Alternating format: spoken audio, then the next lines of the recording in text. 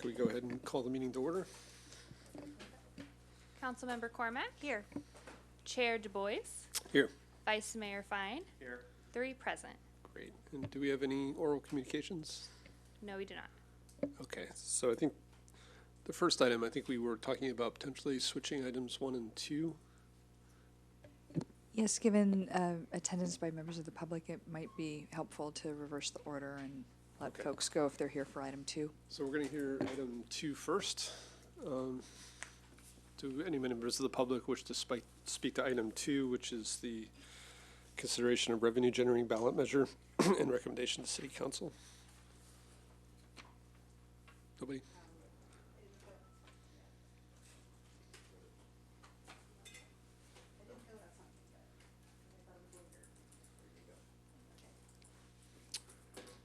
Okay.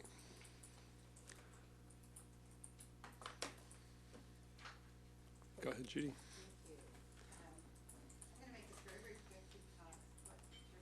Oh, what an idea. Technology, okay. So I'm going to make this very quick because I've made these points before, but I want to be sure they're on the record one more time. There is a concern, sorry, don't record my coughing, please. There is a concern that no tax is actually needed since the city's revenue is growing beyond current budgetary needs and future needs have not yet been identified beyond vague statements. I know you're working very hard to come to some conclusions about that, but until you do, it doesn't seem that there's a great argument to back up your idea for having a tax. I've mentioned before that we would prefer that any tax you have be a fair share tax with the residents, since the residents do enjoy the improvements in infrastructure, every single one you've been talking about. Business actually doesn't enjoy the improvements, a lot of them, but the ones that are highlighted in transportation and somewhat in housing would benefit the business climate. We obviously prefer a special tax. We hope you will really, really dig into that and give it a fair consideration. A special tax, of course, provides transparency and accountability, clarity, definition. It's the kind of thing that voters prefer, and obviously the business community, if you're going to ask the business community to pay for things, we'd like to know what it is you're going to be paying for, and then be sure you've paid for them. You know that the history of using general tax money has not been stellar in this community, and so there's really a track record that does not seem to indicate that the city would be spending the money on the things that they indicate they might, but there's no requirement. And finally, any business tax should really have a nexus to a business benefit in order to continue to preserve and promote a healthy business climate in the city, meaning that the kinds of things that are vaguely out there that we'd like to do in the community, business loves them too, but they don't have any benefit to the business community unless they build a better business climate. That means that community building builds a better business climate, clearly, but there are certain items on your infrastructure list that have really virtually no connection to improving the climate for business. And finally, we do hope that you will carefully examine the impact not only on the small to medium-sized businesses that are included in the staff report, but also the larger businesses. I've been receiving phone calls from some of the biggest businesses. They're the ones that are aware, they have government affairs people, they're watching this sort of thing, and they're as concerned as the small to medium-sized businesses. So I hope that you will not only look at the small to medium, but look at everybody. As a matter of fact, it's the larger businesses, as you well know, that have business travel at the hotels, they have business meetings at the restaurants, their employees come down out of the office buildings or the research park or town and country, and they go shopping. So I know that your Deputy City Manager Flaherty has mentioned many times the balance that you need to strike between taxing business and harming business. Just this morning, I heard another economic report. It's not sure where this is going, but things seem to be slowing down. It looks like there may be a recession or coming towards a slowdown kind of a recession. Please be concerned about timing. about the kind of domino effect that could happen when you tax business at this particular time, and what it means when business is taxed and then they pass it on in some way anyway to the residents. So please consider all of those. Thank you. Thank you. So, does staff any report for number 2? No. Number 2 is just a summary from the Finance Committee's discussion last time. So if I understand, this one is just a summary that we needed to do formally to be able to refer it back to council since we weren't agendized to do that at the last meeting. Correct. So I read through it. I thought it captured our discussion. Do you guys have any discrepancies? The only question I would have is about on page 3, packet page 21, it says data collection of business segment demographic profiles. Is that something we would really do in polling, or is that something we're doing in a different part of the work plan? It's just the last bullet on the top of page 3 might have. We might have. Okay, I don't recall us discussing that being something we would poll on.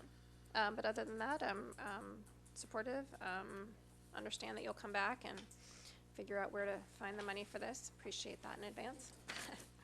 Happy to move it if the chair is looking for that, or, okay. Just one quick comment. So I think this mostly does capture what we want to do in stakeholder outreach and polling.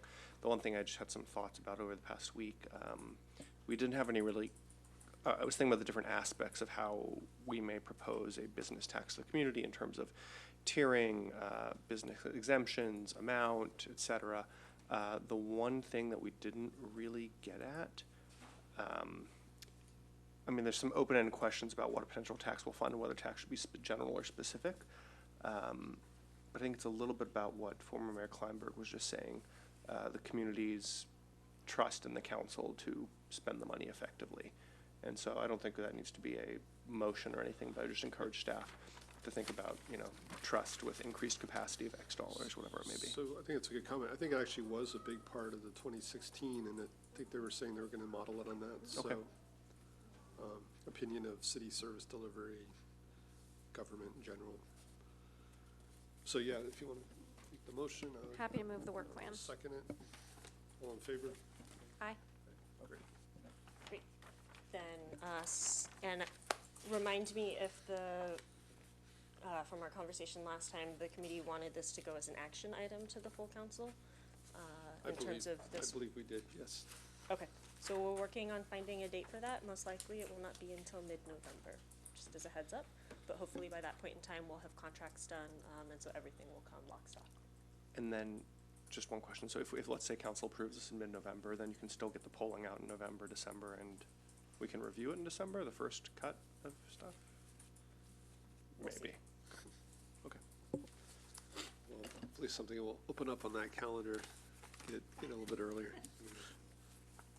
All right, so back to item number 1, which is a review, discussion, recommendation on pension funding policy.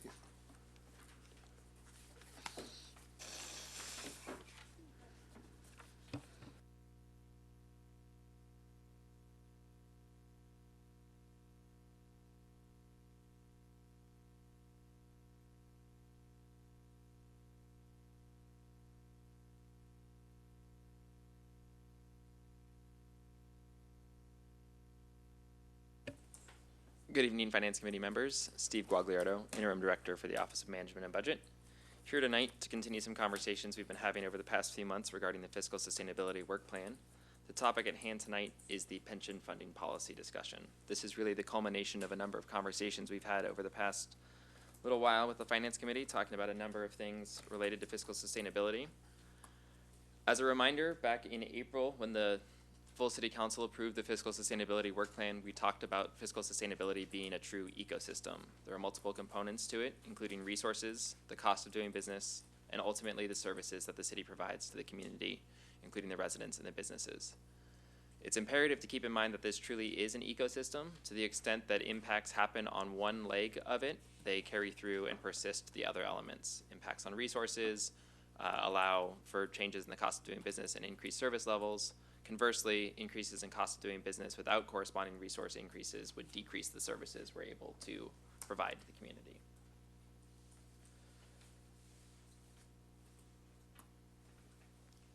We're here tonight to discuss and review the options for a pension funding policy, specifically to recommend elements to be included in the establishment of a pension funding policy, ultimately to be adopted by the City Council. It's worth noting that the City of Palo Alto has already established an ongoing budgeting mechanism and forecasting process wherein we include a more conservative calculation of the normal cost than CalPERS does in our budgetary process. That's resulting in ongoing contributions that are structurally set up to be on an ongoing basis, the Section 115 Trust Fund currently, and that's part of what we want to discuss. But it's really important to note that Council has already led the way in proactively addressing the pension costs, far more than many other cities which contribute on an ad hoc basis. The City of Palo Alto does so on an annual basis through this tool.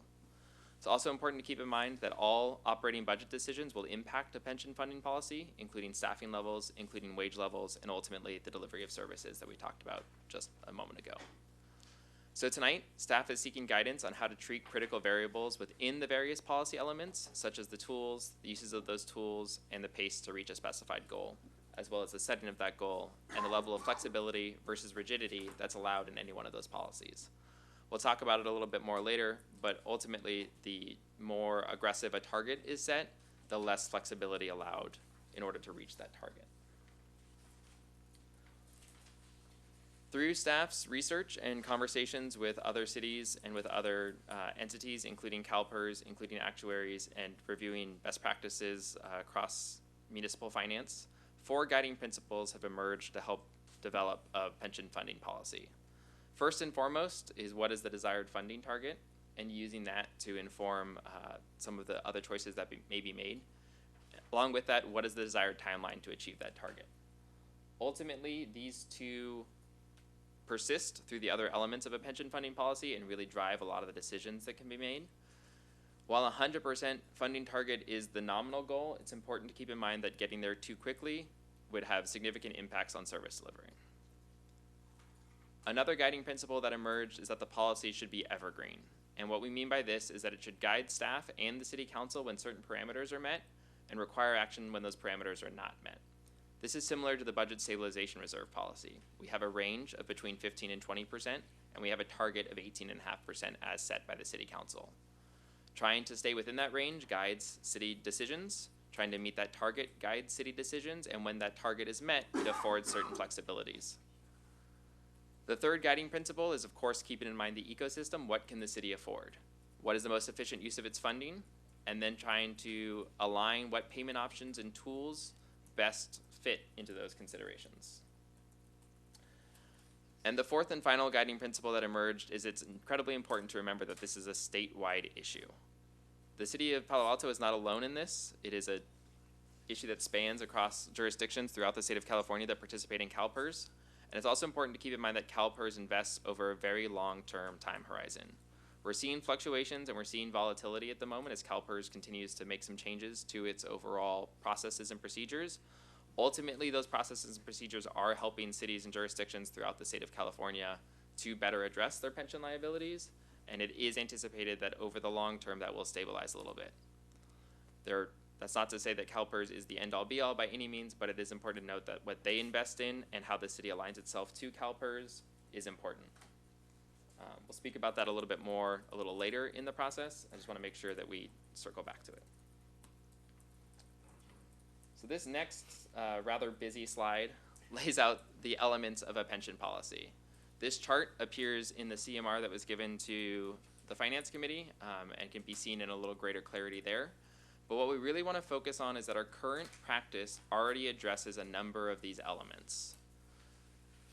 So starting with element number 3, a funding component, the City Council has already established an ongoing mechanism to contribute additional funding to address pension costs. That calculation of the normal costs at a lower discount rate than CalPERS provides a mechanism through which the city is contributing money on an annual basis, approximately $5.5 million in FY21. The allowable uses of funding is part of what we're here tonight to discuss. What should we be doing with that? Again, by current practice, we're transmitting this funding to our Section 115 Irrevocable Pension Trust Fund. It's going there by practice. If council so chooses to continue pursuing a policy, that can be one of the things that is codified in that policy.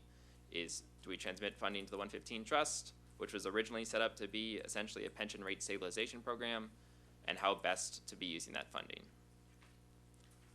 Service delivery outcomes are another element that is already being addressed by practice. In order to meet this ongoing structural contribution to contribute funding, the city addressed it through the budget process. As a result of that, there were service delivery impacts throughout. We can see this in things like a position elimination at the library. We can see this in things like a shift in various service delivery, partnering with various agencies, trying to partner with a group for Project Safety Net, for example, as we go forward through that and trying to recognize the savings associated with that. Again, fiscal impacts is another one that is already incorporated by practice.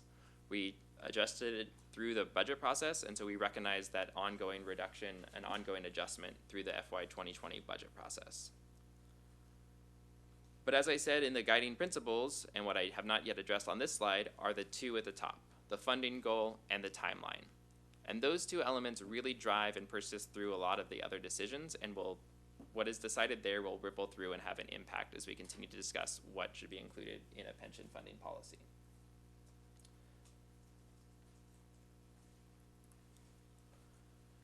So what we were going to do is run through the different policy elements and just run through the different examples that were provided. Again, by way of orientation, we provided example pension funding policies laying out what the different elements could look like. These were meant to be examples. Another thing that's very important to note is the numbers that are included in here are essentially one step beyond math. They're meant to give a sense of the magnitude. They are not meant to be definitive. They are not meant to be an actuarial analysis of it. They're meant to be advancing the conversation that we're having here tonight so we can continue to move forward in these conversations. So there are 4 examples given. Example 1 essentially aligns and does its best to align with CalPERS. So this is showing a baseline example of what a pension policy would look like if a city put into policy what CalPERS requires. Example 2 is essentially putting what the city currently does as practice into a policy. Example 3 is a more aggressive version of that, trying to reach a target of 95% within 10 years.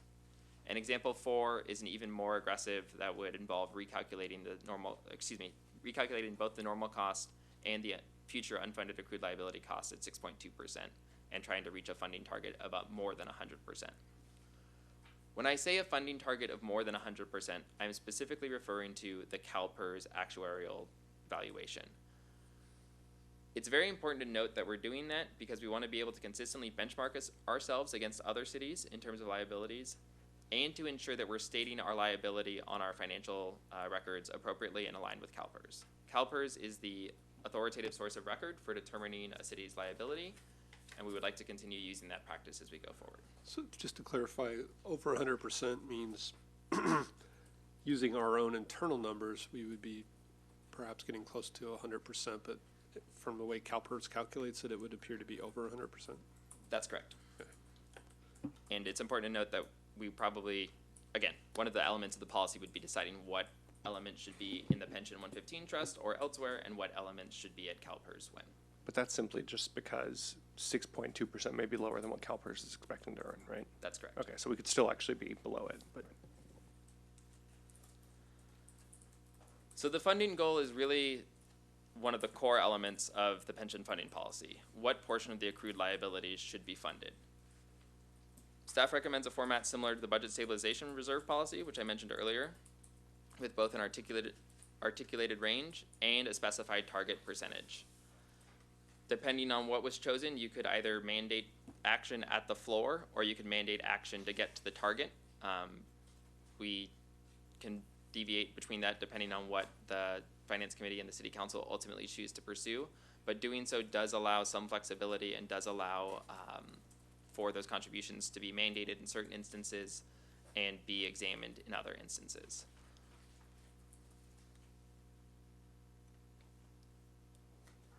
The funding goal is one part of it that is really important to the pension funding policy. The other piece is the time frame. Essentially, how aggressively or how often are you checking in on that to make sure you're making progress against that? So again, these are the same examples in the same order. So example 1 is CalPERS, 2 is our current practice, 3 is a more aggressive version, and 4 is that UAL at 6.2%. So CalPERS presumes that you're going to get to 100% funding over a 30-year time horizon. That means that if they consistently meet the rate of return, you continually making your actuarial determined contribution to CalPERS, you should be paid off and caught up in 30 years.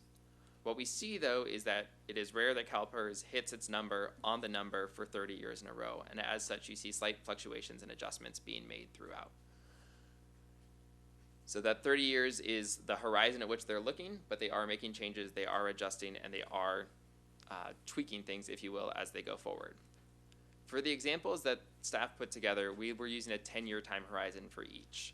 And this is really not necessarily saying that you have to meet the floor or the target within 10 years. It's using it as a heuristic to see, let's see where we are in 10 years to make sure that we're still making the best choices based on the availability of funds, based on the service delivery levels we're seeing, and based on that overall fiscal sustainability ecosystem. So the time frame gets impacted by variables outside of the proactive funding, including but not limited to things like PEPRA enrollment, your ratio of active versus retirees, and the mortality rates and other actuarial assumptions that CalPERS is making. In general, the shorter the time frame you're looking at, the greater the funding need, the greater the structural adjustments necessary to achieve that funding level. The third element that we wanted to discuss tonight was funding components, which are tools to be used to reach the goal within the time frame. So in the event the funded floor was not met, additional funding could be required, and correspondingly it could become optional once that goal is reached. Components could include things like not only the additional contributions to the 115 Trust, but also additional discretionary payments straight to CalPERS. So in example 1, you can see what CalPERS mandates or requires through their actuarial determined contributions. They're calculating the normal cost at 7%. They're amortizing changes in actuarial assumptions over 20 years, and they're amortizing the UAL, gains and losses based on investments, at the 7% discount rate over 30 years. Starting with next year's valuation, they are going to shrink that and go from a 30-year amortization period to a 20-year amortization period. Example 2 largely reflects what our current practice is. There's one important change that I want to highlight to it regarding the BSR. But we already have cost sharing with our employees. They're currently picking up a portion of the employer share.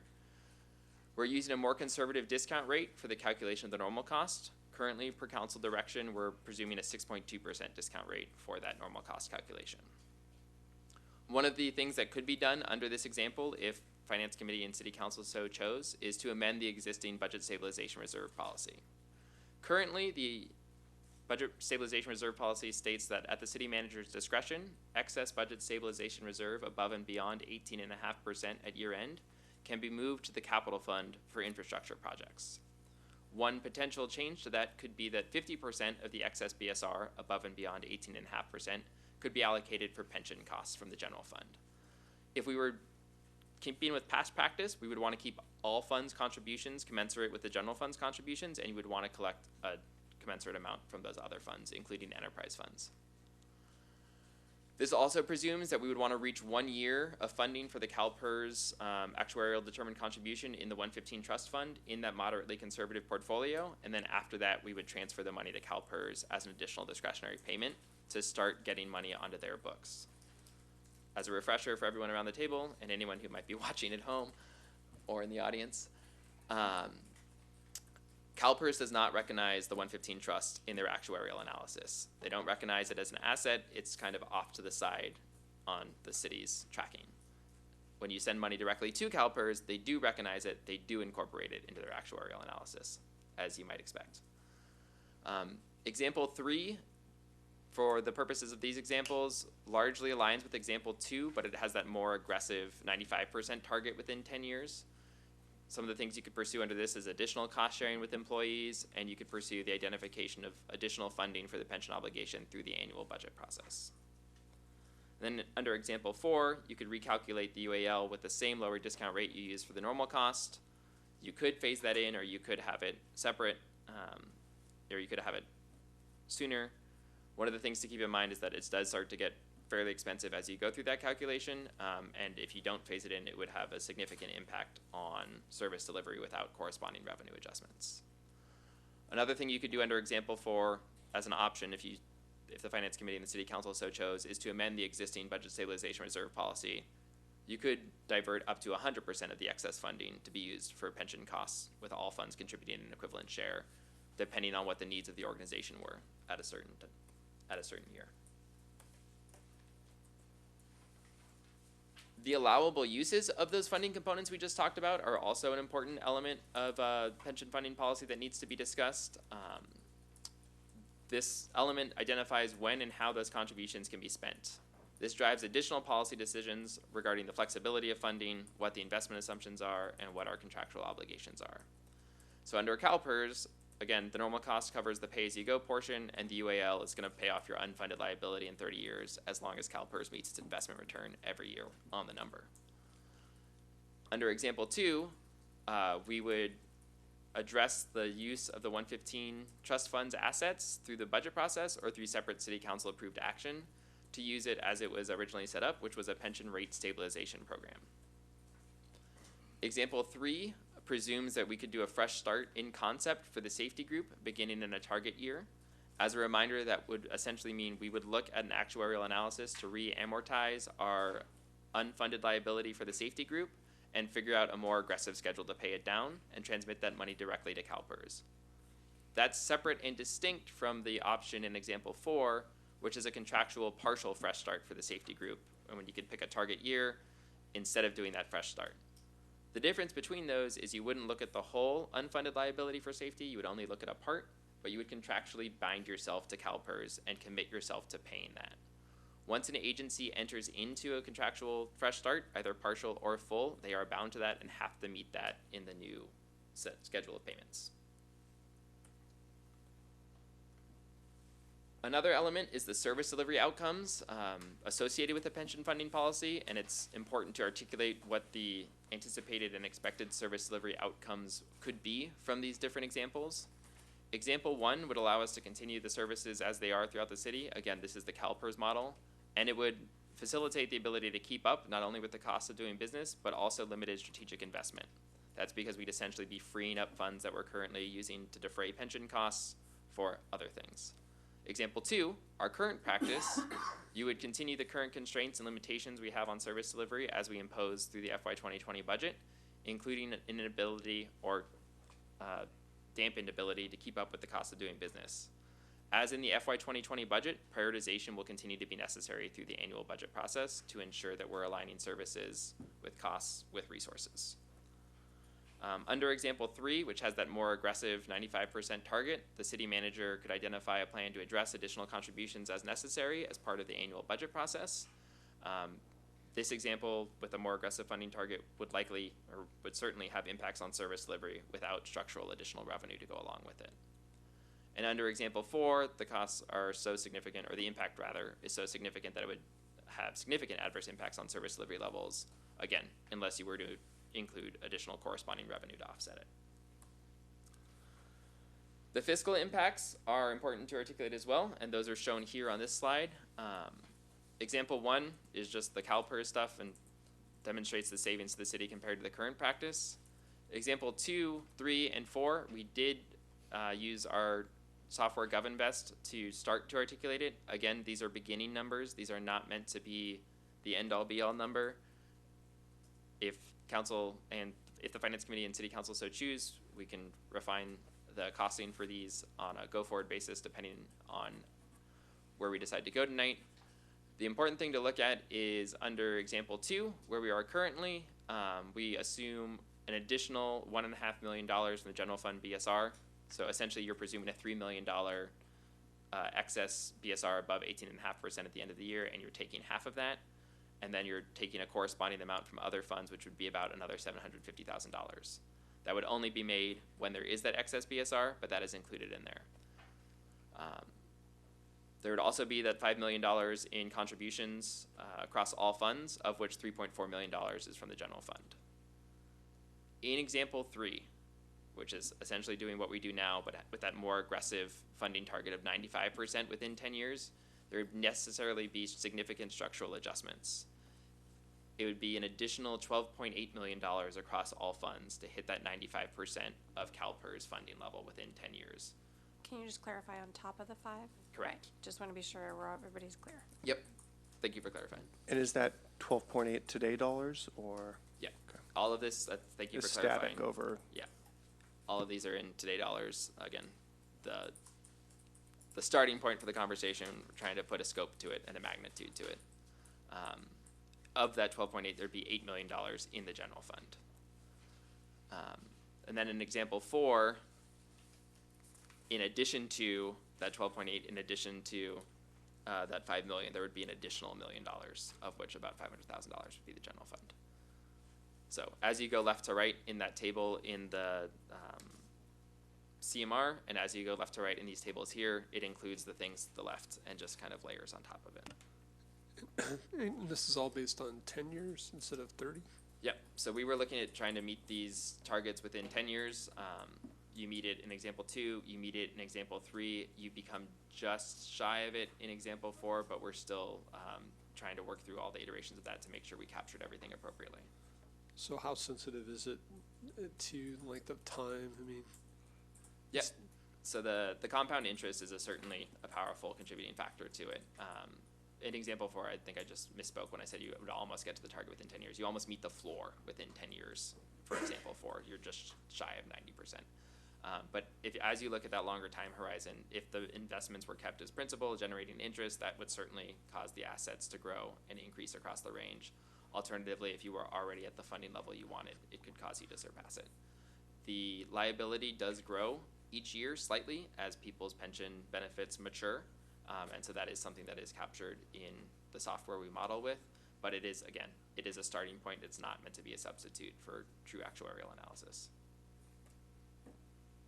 but it sounds like you're saying the liability grows slower than the assets, or not? Depending on which example you're looking at and how aggressively you're choosing to fund it, and what year you're at and what base is being amortized or not, the liability could either grow at a fast rate or not. Just one other question. In these examples, is it the discount rate influencing the target, or is the target influencing the discount rate? So when we're looking at the target, we're always using the CalPERS numbers. Okay. So that's important Okay. to state. But if we were to implement a lower discount rate as an example 4, then it will bring us to a target of 100% or higher. Right.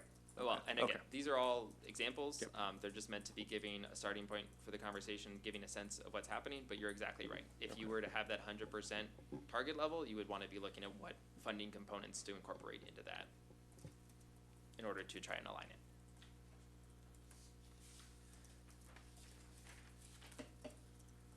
So this next slide is the CalPERS figures, right? And this just shows the market value of assets and the net pension liability per CalPERS as modeled through our software GovInvest. This is for both plans, miscellaneous and safety combined, and you can see that the market value of assets goes from 66.1% of the funding necessary in 2021 up to 83.3% in 2030. That's under the CalPERS scenario. That's presuming that CalPERS meets it every year. What our examples would show is an additional $7.7 million per year beginning in FY 2021 if you were to do example 2, ranging all the way up to essentially $21 million if you were to go all the way to the right on example 4. These are big numbers. $21.2 million is a significant contribution towards the city's pension costs. As you talk about costs like that, it's important to keep in mind both the triangle of fiscal sustainability that we talked about and the impact that it would have on service delivery and the organization as we go. So that brings us to tonight's action and next steps. We're hoping that the Finance Committee will provide feedback on the policy elements of these different examples that we provided. Our next steps are to refine the costing implications of a pension funding policy to really make sure we're engaging with it appropriately and framing it correctly, as accurately as possible. To engage the organization and the community for feedback on a policy, depending on what the what the Finance Committee chooses to pursue. That engagement will range from the standard budget process, as we've already incorporated some of these changes, to facilitating communication and conversations about it, depending on how far the Finance Committee wants to go tonight. Additionally, we'll need to engage the organization as we talk about this. The actions taken in the FY 2020 budget process involved a lot of communication throughout the organization. again, depending on the decisions taken by the finance committee tonight, that will be scaled and pursued appropriately. Finally, after we reach a point where the finance committee is comfortable recommending a pension funding policy, taking it to the city council for consideration and ultimately adoption. This is the next step in this conversation. Again, we've already established a mechanism to generate additional ongoing funding to the pension Section 115 trust fund. Now it becomes the conversation of what other elements do we want to be making sure we capture as part of a pension funding policy. Do we want to be putting our practice into policy? How do we want to proceed? Great. Well, thank you very much. It's a complicated topic. Thanks for the presentation. No, I think you guys did a great job of kind of boiling it down and splitting it out. So, looking forward to immediate discussion. Another one. Who wants to go first? Looks like you do. I'll ahead. go. First of all, I thought this was an excellent staff report, so thank you so much. Just the right amount of outline at the beginning. I think someone who is not familiar with this would get a sense of what CalPERS has already done, what we've already done, et cetera. So I appreciate that. Are we looking to answer the 4 questions, or are we looking to talk about the 4 categories, or just help me in terms of I think how we we want to structure recommend, this discussion? yeah, a policy to council, Okay. and how we get there, I think, is up to us. Okay. Well, we may take a few cracks at this then. I wonder, and let me just finally say that I thought the table was remarkably helpful. So thank you very much for whoever worked on that. I wonder if we could start at the top level. How long did it take for us to get into this situation? So if you think about like when were we at 100 and when did we dip down? Because that may help us think about how long it might take us to get out of it, especially as we communicate with the community. I think we had no liability in like 2000 or 2001. Yeah, we were super funded relatively recently. I mean, in the grand scheme of things, as an organization that's 125 years old. Okay, it wasn't 30 years and it wasn't 10 years, right? It was not. I think it was 2001. I think it was when 2001, Gray Davis 2002. changed. I think it was when the 55 Right. came in. Okay. All right, so that's helpful, just as we think about that going forward. And then if we look at the table itself, how sensitive are these options to an economic downturn or any reduced revenue? I mean, I guess that would be reflected in the service delivery outcomes, but is there anything we should be thinking about here? I feel like if we're going to plan for such a long period, we should have a sense how sensitive it is to those changes.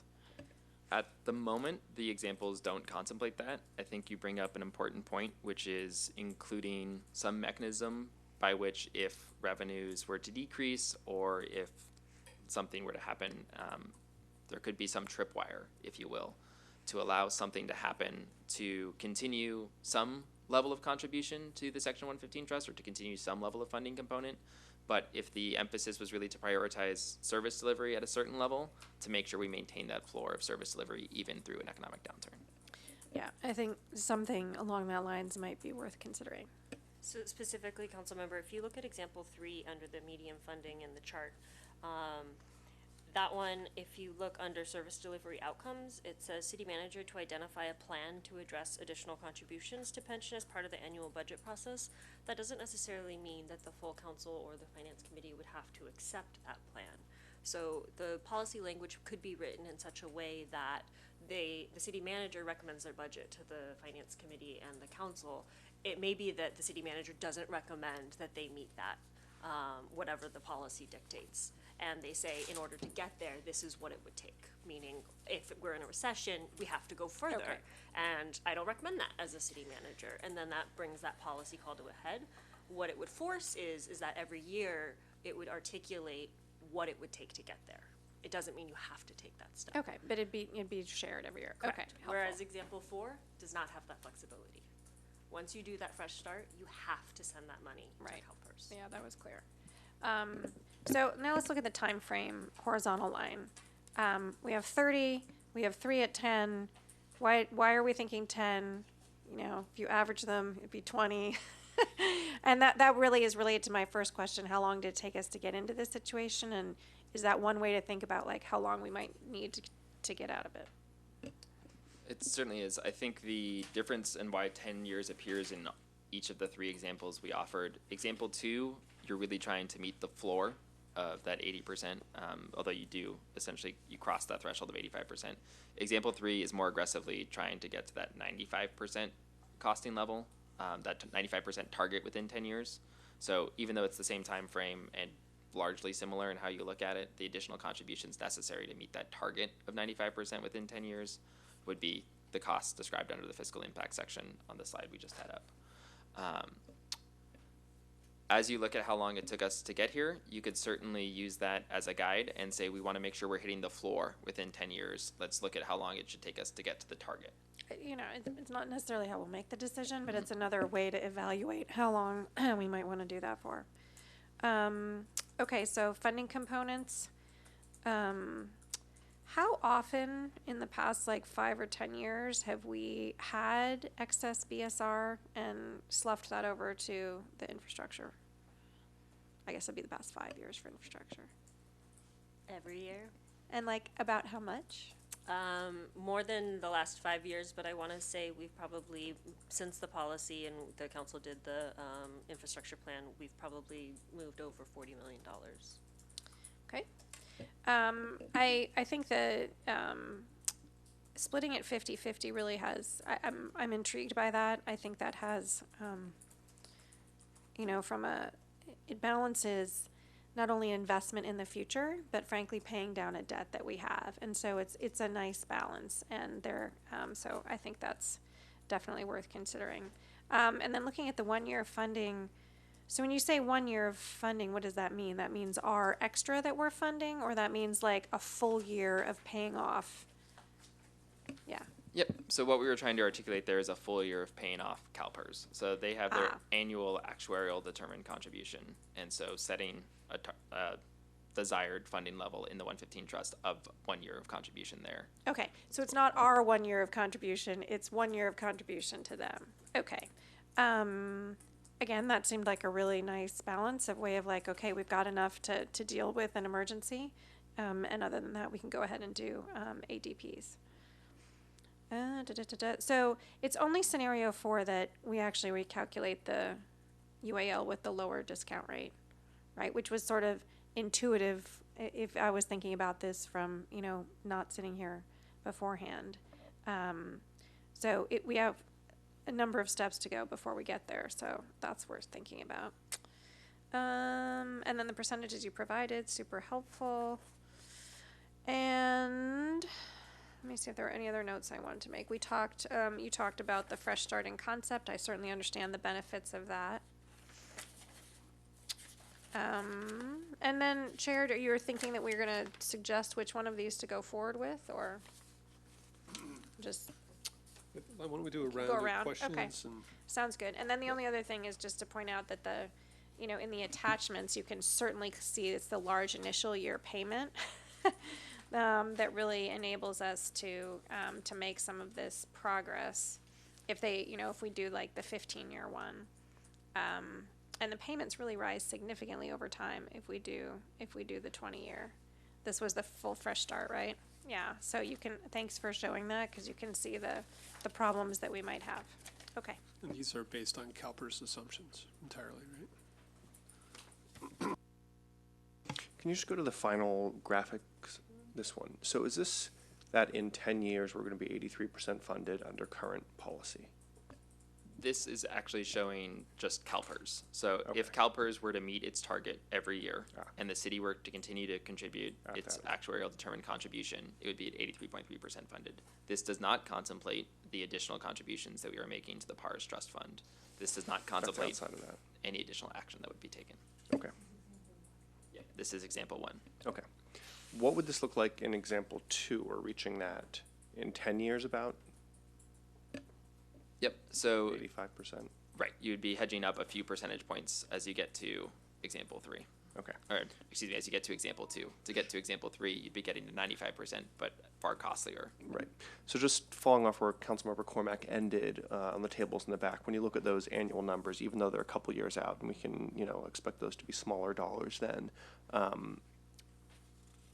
examples 3 and 4 get quite expensive very, very quickly. And I was actually struck at the differences between, I was looking at one table, I'm like, oh, that's not so bad. And then I realized, like, oh, this is only safety, not, not everyone else. And so my gut at the beginning is it's probably somewhere between example 2 and 3, but I think it's helpful to go through the components. A few things there. So one, on the time frame, I mean, the system is set up to be, funded over 30 years, right? Yeah, Ideally. even longer, but yes. Right. And so to me, I was a little struck that the 3 examples we had were all 10 years, and especially given Councilmember Cormack's question about how long it took us to get in here.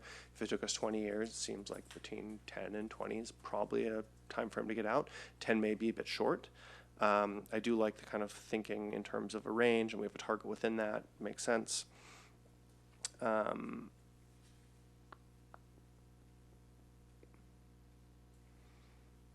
Sorry, just trying to think through all my thoughts here. In terms of the actual funding components, I was kind of interested in all of them, and I didn't, I mean, because you could slide them across different examples, right? And I was wondering of, like, what's the pain to the organization and to those other sides of the triangle if we take on, something in example 2 versus something in example 4, right? And that's what I didn't quite get, and that may be helpful for, yeah. It could be some portion of all of the above. It could be a mix and match. And that may be a helpful way for council to think about it. Right? So like budget. So I mean, the one that really stood out to me is identify funding for the pension obligation through the budget. That seems like a pretty good, solid mechanism that is flexible if council wants it to be, but is also dedicated and predictable for our staff. I think, some council members are going to be interested in the additional cost sharing with employees, right? That has other effects on the organization. So just kind of understanding what are the downsides of each of these, especially on the funding components row.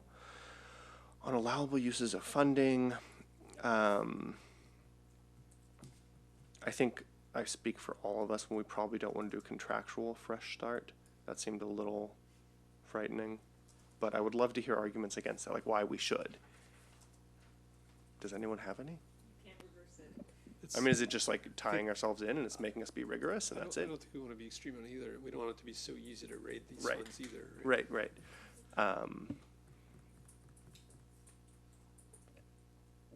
So yeah, I'm just balancing this, like thinking in terms of what our future council is going to feel. They're like, oh my gosh, this council, in 2019 set us way too rigorous targets. We should draw down that, slough from the BSR to the pension fund. And how much we want to tie future hands, right? Well, at that point, we can just look up the people in 2000 and Give 'em a 2001 and call. 2002 and say, did you notice that this was going down? 30 years out. But I guess it's interesting, like if we're currently aiming for about 85% in about 10 years, like we're trying to move this 5 or 10 points, right, in either 10 years, 15 years, or 20 years. So we need to be careful about not goring too many oxen to, push this one policy. And that's kind of what I'm struggling with. Like, I see a lot of good in here. I think this report was excellent, actually.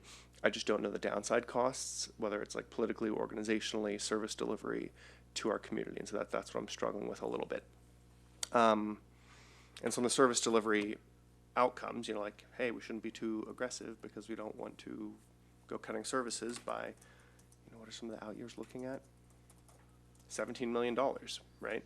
Which gets to one big point. When I look at these amortization schedules, those are all in today dollars, right?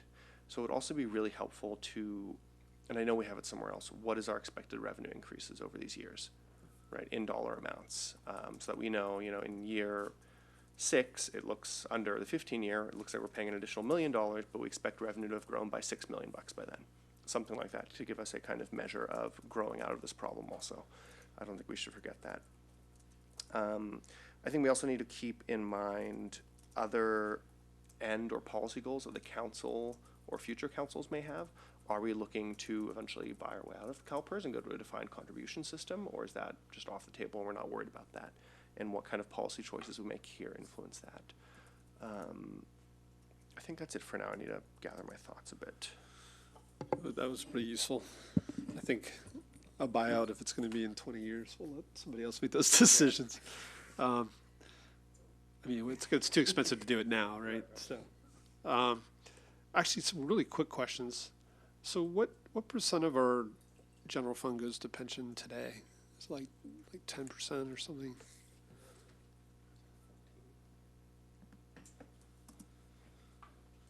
Yeah, it's in the teens. We can pull that up. How about OPEB? We're not really even talking about OPEB, but We are not talking about OPEB. Hold on. Can you pull up OPEB? While we get that for you, because we can pull that up for you. I think pension is in the teens, to Michelle's point. I do have how long it's taken us to get to here. So just quickly diverting the conversation, apologies, and I just lost it. We've been in the 60% range of funding since 2009. So between 2009 and 2019, so about a decade, we've been in the 60% range of funding. And then somewhere between, as the city manager referenced, it's in the early 2000s to 2009, we're between 100 and 80% funded. So was that because of the Great Recession? Was it like the return on investment that, So there's was a it few like things, we went off a cliff and it wasn't exactly our fault, or? there's a few things at play, to be honest. Okay. Some of it is the Great Recession and us also not rebounding from it as drastically, right? When CalPERS averages the 7%, yes, you have recession years, but they also are expecting those other years to come back and then some to cover those recession years. Also, in some of those years, there are the benefit changes. So, Right, if you were double to, whammy. yeah, so you know, if you, when you were super funded in the early 2000s, are increasing benefit levels, then you were wiping out that super funded status because you're increasing benefits that you never collected funding for. that was the most attractive benefits year.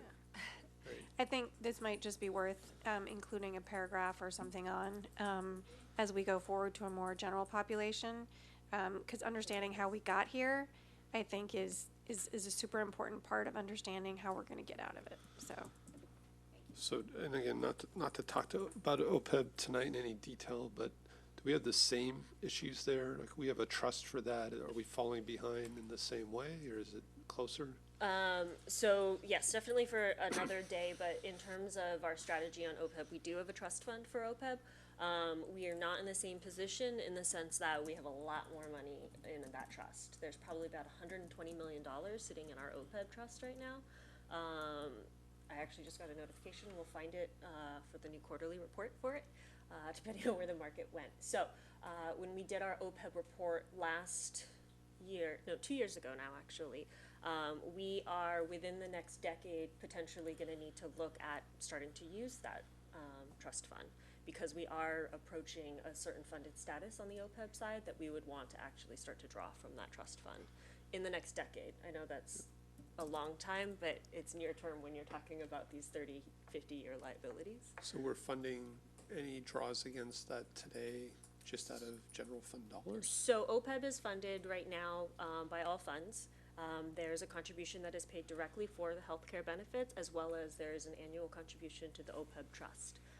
If I remember correctly, it's maybe $3 to $5 million a year Okay. to the OPEB trust. I mean, is there policies there that would be useful to look at? We do not necessarily have a set in Policy? stone policy. It seems like it worked for. It can be added once we finish this one, just to codify what we're already doing. We do an actuarial report on our OPEB every 2 years, so this year is a year that we will need to do another actuary report on it. At that point, we can give the Finance Committee another update as to the funded status, what the next 5 to 10 years on that trust and that liability looks like. Okay. And I know you showed it to us last time, but what percentage of the general fund will go to pensions in like 10 years? We would need to do those math pieces. I Give think us a it would- sec. I mean, I know with safety, it was like 75% or something, huge.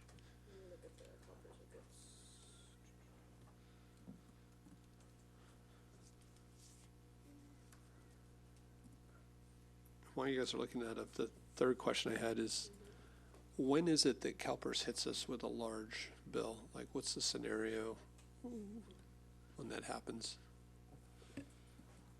So the scenario with which CalPERS would hit us with a large bill would be if there was a year where they fell significantly short of their investment returns. and it wouldn't be sudden necessarily. Again, all of these terms are relative, so I'll unpack that a little bit. If there was a year, let's say it happened next year in 2020, the CalPERS report for the year ending June 30, 2020 wouldn't come out until 2021 and wouldn't impact until the FY 2022 budget development, for example, and even I think it's 1 year after that. And we'd have to make up the shortfall of their investment return. Well, so it would be amortized, right? And so one of the things that CalPERS does is amortize it over 20 years. As a result of that later date being past June 30, 2019, it wouldn't be over 30 years anymore. There wouldn't be that 5-year ramp up anymore. It would start to be amortized beginning in that year. It's not the full amount, but it's that payment for it. And did they give cities the option to pay that and not amortize that?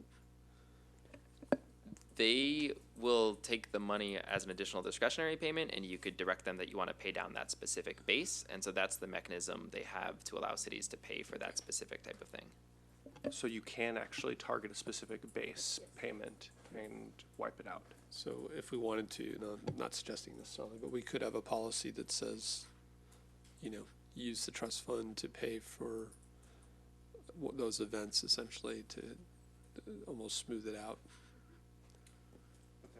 I mean, the point is the 20-year amortization is what's smoothing it out, right? The Right. 20-year amortization is smoothing it out. When the Section 115 trust fund was set up, it was initially conceived as a pension rate stabilization program, which would essentially do what the chair was describing, wherein once you reached a certain percent, you would stabilize it and draw from the fund rather than contribute from cities' ongoing expenses. But, I mean, in terms of us paying down, if we really just look at our UAL and amortizing that, regardless of what CalPERS is doing, those are the years when we get even further behind, because if we pay what they tell us to pay, we are basically adding to our UAL, right? So just some quick comments, kind of the way I've been thinking about this. So we're trying to pay the normal cost, and we're making some assumptions there. And we think we're getting close, right? But if we're not, we're actually adding more to the UAL. So I think it's worth a little bit of discussion about our normal cost assumptions. And then we have these obligations based on our labor contracts. And so again, kind of regardless of what math CalPERS uses, if we use math that we think is more correct, we're hopefully actually paying off this unfunded liability. So I think it's up to us to decide what we're going to let CalPERS manage, what we're going to manage ourselves. I mean, we are asking our staff to play the role of CalPERS in a way, with this trust. We need to recognize that. So to me, the most important question on this table is how are we amortizing our UAL over what time frame? It's kind of buried in here, but it's not really explicit.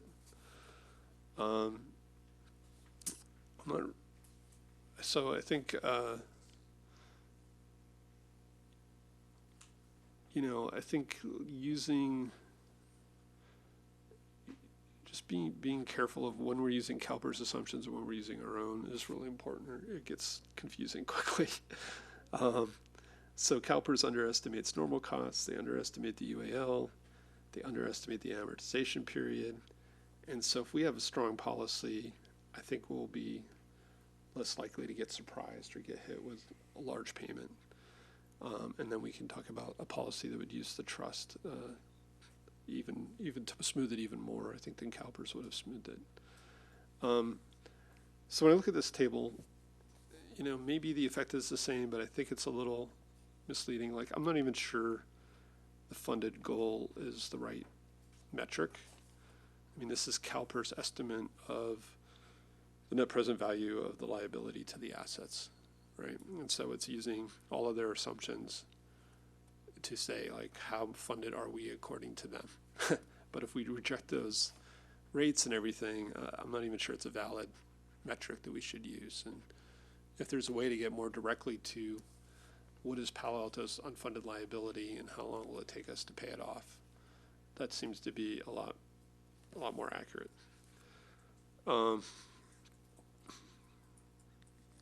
And, because this is based on their assumptions and it's based on net present value, I think it's more susceptible to variations than if we use some more conservative numbers of our own.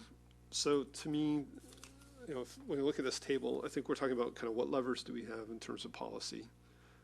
So one question is, when would we pay CalPERS extra payments and why? My gut is kind of we should just pay them the minimum they ask for and really never pay them more than that. And I think we should talk about kind of the risk versus reward. And we talked about it a little bit last time. If we start sending additional payments, is there risk inherent in the CalPERS system or potentially sending good money into the system? What's the downside of keeping it in the trust? And potentially there's some downside if our trust return is lower than CalPERS return. But I think we should talk about that.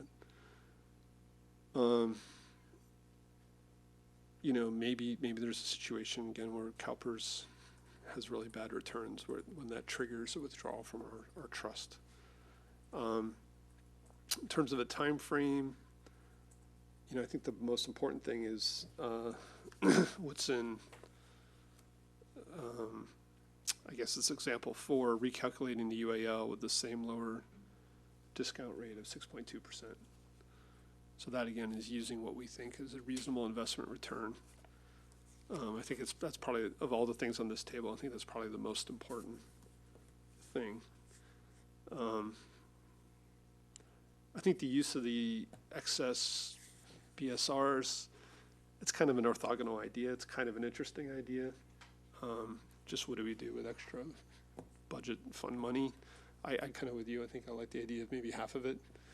I think we have to think it through that one too. Right now, we balance the budget with that money, right? We use it for other things. So we're going to lose some flexibility there. In terms of, you were asking about when we ever do a contractual fresh start. Yeah, I don't think we would, but I do think part of this policy should think about how easy is it for future council to kind of raid this fund. And when they do that, it would most likely be a down year, and it could potentially undo all the positive work we've done in terms of fiscal restraint. So if you skip your payment in that year, you could balloon the UAL a lot. So I do think a policy should be something around this money goes into the trust every year, maybe, again, having the city manager bring it as part of the budget, but it should take some effort to kind of not do it. I do think aligning employee contributions would be useful. You look at the table on page 3. We have several contracts expiring soon. It seems like maybe, a goal would be to get everybody contributing at the same rate. I think San Jose actually has their employees contributing to the UAL, which is interesting. I'm not sure we should go that far. They're basically having current employees paying for past employees' unfunded liabilities. But I definitely think it's kind of like what you said. We need to look at like all these options. They're not really either or.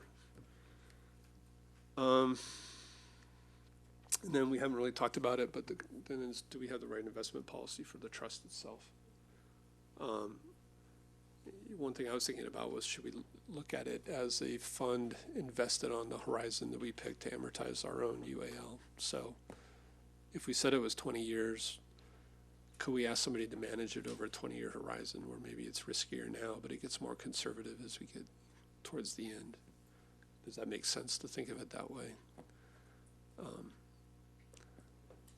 So, like 401k options, you manage it towards your retirement age, right? Is that a good analogy, or do you think you'd pick more of a single strategy and just stick with it? One of the things we talked about when we transmitted the CalPERS reports and started teeing up tonight's conversation is the investment strategy should align with the horizon that you're looking at.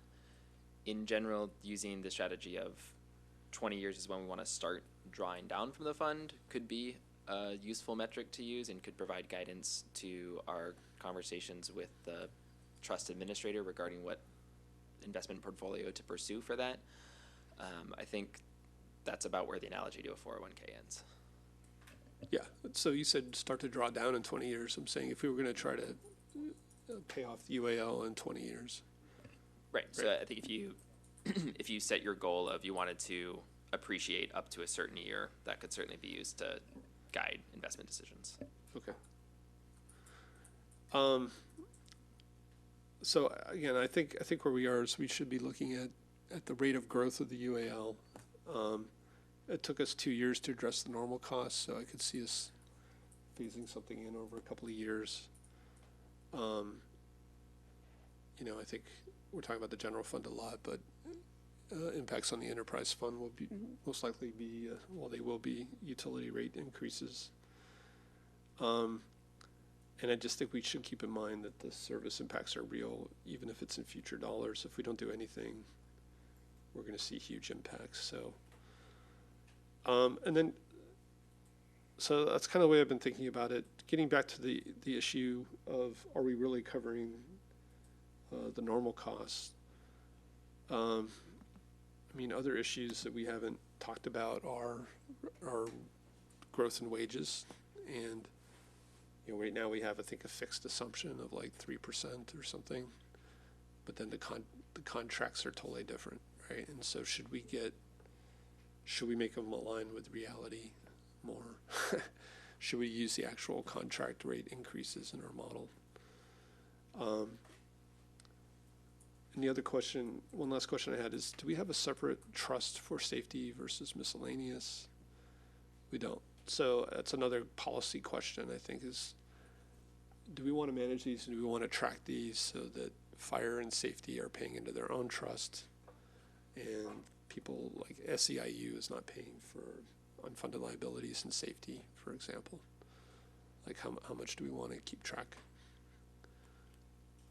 How has staff been thinking about that issue? I'll speak to that a little bit. So at the moment, for example, the employee contribution, the employee pickup of the employer share is used explicitly for the normal cost. So that's not going to PARS, that's going to CalPERS to cover a portion of the normal cost. That's part of why you see the misalignment you see across the different units is the safety group is responsible for picking up a larger portion due to the different pension benefit that they receive. In terms of how we track the contributions to the Section 115 Trust Fund, at the moment it is tracked at a fund type level. So the general fund is all together. The enterprise funds are together for utilities. There's another one for the public works enterprise funds, and the internal service funds and special revenue funds are tracked separately. So we have it broken down to that level. We have not, it was not set up splitting safety from miscellaneous. Okay. Yeah, so I'll stop there. Just a couple more thoughts. One, whatever this committee recommends or whatever you read away with us recommending or whatever council recommends, I'd really love to see just kind of projections before we actually finalize that. And then two, just thinking on some of the chair's comments, I actually think we should have a broader goal of kind of smoothing the city impacts. And that's what I was getting at with, multiple sources here. A kind of flexible timeline. Some measures may be locked in, others not. I think it is important we actually rely on CalPERS as the system of record. That's eventually who we have to pay off. And I don't want us moving away from that. Coming into this meeting, I was thinking like, oh gosh, this should, we should just mirror what we're doing on the normal cost with the 6.2% discount rate. But when I see the figures, and can you pull them up actually, if we were to do 6.2%, we're looking there at what, 13 million annually? Yeah. 8% change in our general fund budget. I don't think that's manageable. I mean, to clarify that $13 million, it's on top of the 5. right. Yeah. And the 5, we did kind of 50-50 this fiscal year, right? How much of that is driven by just that one assumption versus everything else? The one assumption being the 6.2%. 6.2, yeah. Yeah, it is. Mostly. That is, yeah. Right. On And your so, example 4, that is the driver. right. And so for the normal cost, that now we're not digging our hole any deeper, it's roughly $5 million a year. We did $2.5 million in growth, $2.5 million in savings this year. Hopefully next fiscal year we grow up to that $5 million and we're in the clear. $13-14 million is another ball game. And I don't think the community or the council would actually have the appetite to take that on. So although there's some logical appeal, I think, in using the same discount rate, it doesn't play out in the same way, especially in terms of this is our unfunded liability, and it's essentially money we're borrowing, but we're not adding to our debt anymore. So that's just one thought. So can you walk me through this? Because, again, like, are we just delaying, basically our unfunded liability will continue to grow instead of decline? Well, but there are other ways to take care of it, right? And so the 6.2% essentially forces us to have a higher target and end up funding it because we see it as there's more of a gap between us and CalPERS each year. Well, so this is our past liability, so funded, But or it's actually pay but it it's off. amortized over the Yeah, future. so it forces us to actually pay it off. Right, rather than but continue. I mean, I just don't think we're willing to pay off that 13 million a year because of one variable. And so I'd rather see Well, but flexibility across multiples. But if we don't do that, do we end up, having a huge part of our general fund going towards it in the future? Right, I mean, or is this a little bit of, we're not willing to take the pain today, so we're gonna have pain tomorrow? Or why, I'm really just honestly asking you, Yeah, like, yeah. why do you, so if you said we needed to get to 13 million, what if we said we had to do that over 5 years or something? Mm-hmm. It's actually, the biggest jump is from 2 to 3, not from 3 to 4. Yeah. Right? So these are a little mix and match, right? We could pull some things forward. So I appreciate the chair's, philosophy that if we picked a good number, let's use that number. And again, that's where I thought this was all headed, right? The 6.2. Do it in Go both. ahead, Director No Say. Would you like to jump in? Well, so one of the things that I was going to interrupt Steve during the PowerPoint, but I forgot to until you just reminded me, is that 6.2 is a number that we chose because of an outside consultant for CalPERS. So Wilshire Associates does actuary studies for CalPERS and helps inform what discount rate they choose as a board. So at the point in time that this report happened, I think it was about 4 years ago, it was 6.2, and that's when CalPERS chose to reduce their rate from 7.5 to 7. Most recently, because they do this report every 4 years, actually, Wilshire came out with a new number. Oh, It's do now tell. 5.9. Oh, So if you notice when staff wrote the policy and the examples, we actually didn't specifically put in a discount rate. We just said a more conservative discount rate. Because once we start to narrow this conversation, when we talk about the very specific language and what levers we want to pull, all of these variables will continue to move. And they will always move, no matter what, over the next 10 years. And so if we want to write an evergreen policy, we need to make sure that it has some touch points and flexible pieces in it. For example, as this is a scenario, one potential we could look at is writing in there a more conservative discount rate to be reevaluated every 2 years or to be reevaluated every 4 years as part of the long-range financial report.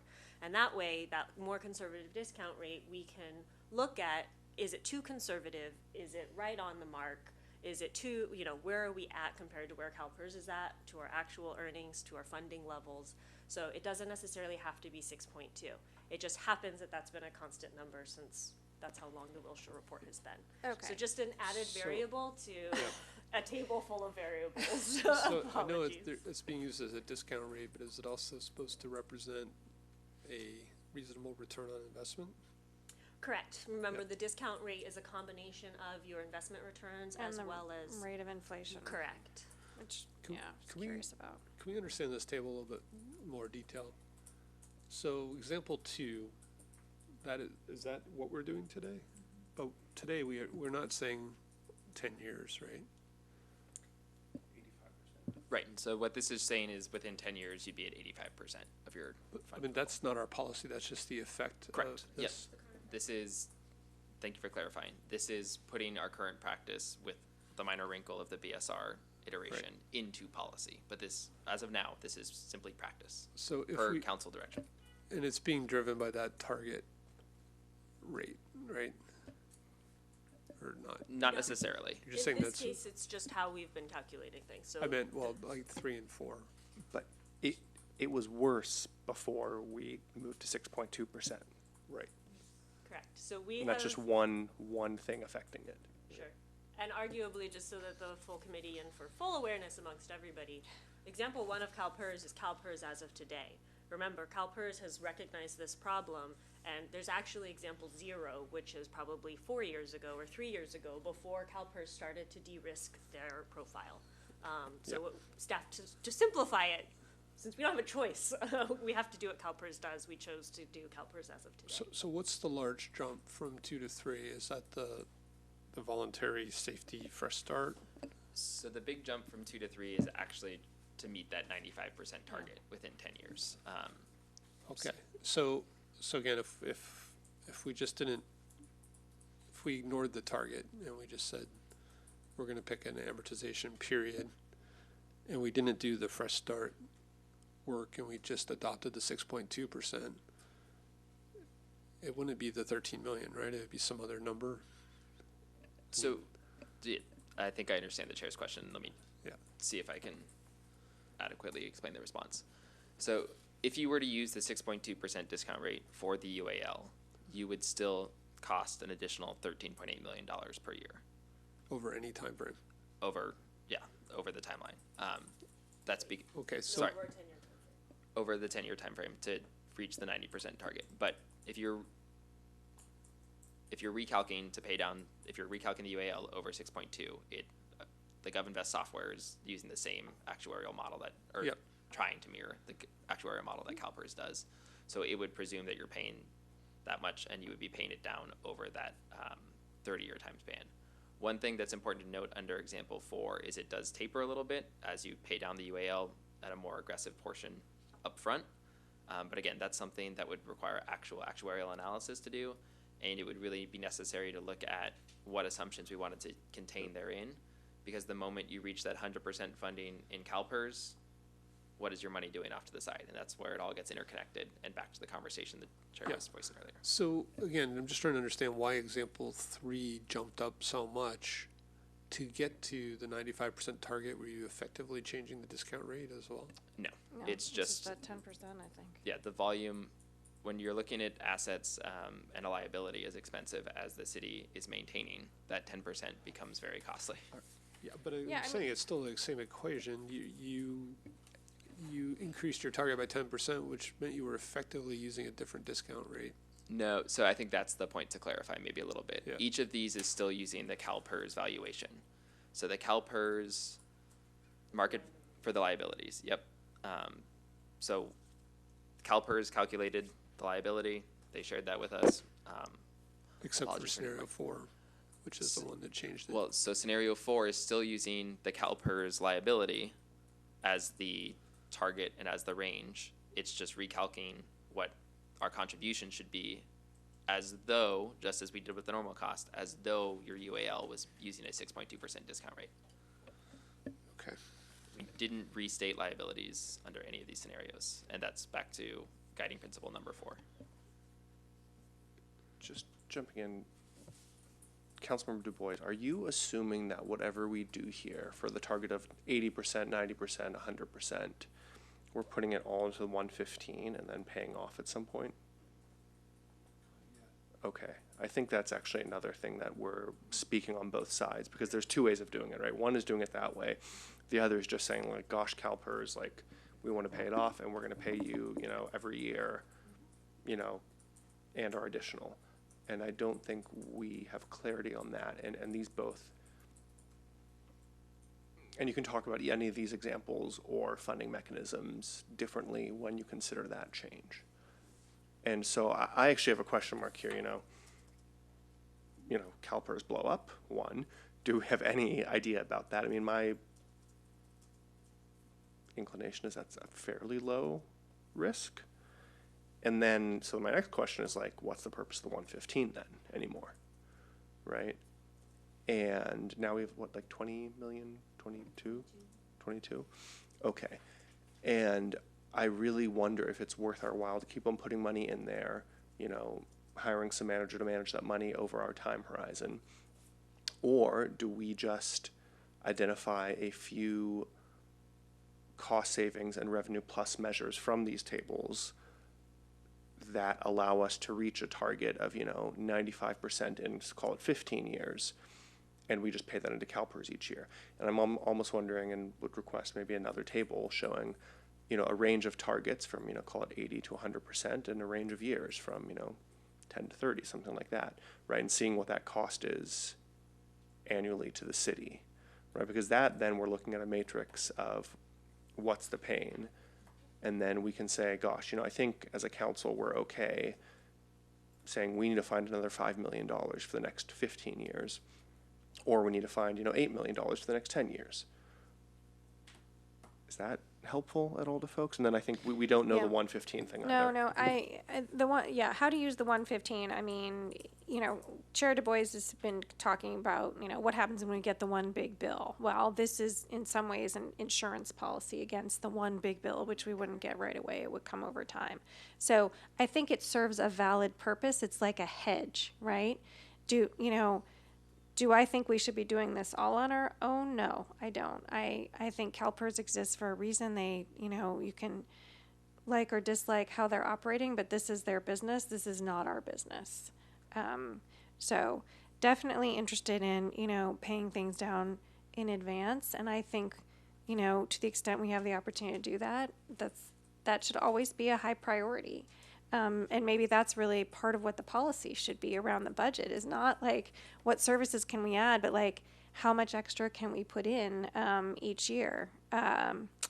I like the vice mayor's suggestion of, yet another table. It's obvious to me that 90 is missing. Maybe an A- would be good enough as a target, maybe that's what we should go for. Sometimes that, gets you most of the way there. Fundamentally, this is a balance of risk and reward. And, 13 million, 8 million in the general fund, God, on top of what we've already done is a lot.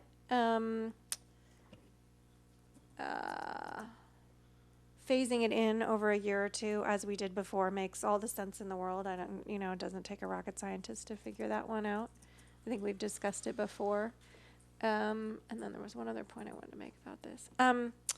Okay, little out there analogy, but so any of you who've done yoga, sometimes yoga teachers talk about a certain pose. You don't want to be in pain, but you want to feel it. Okay? That's how I feel about where we should be between 2 and 3.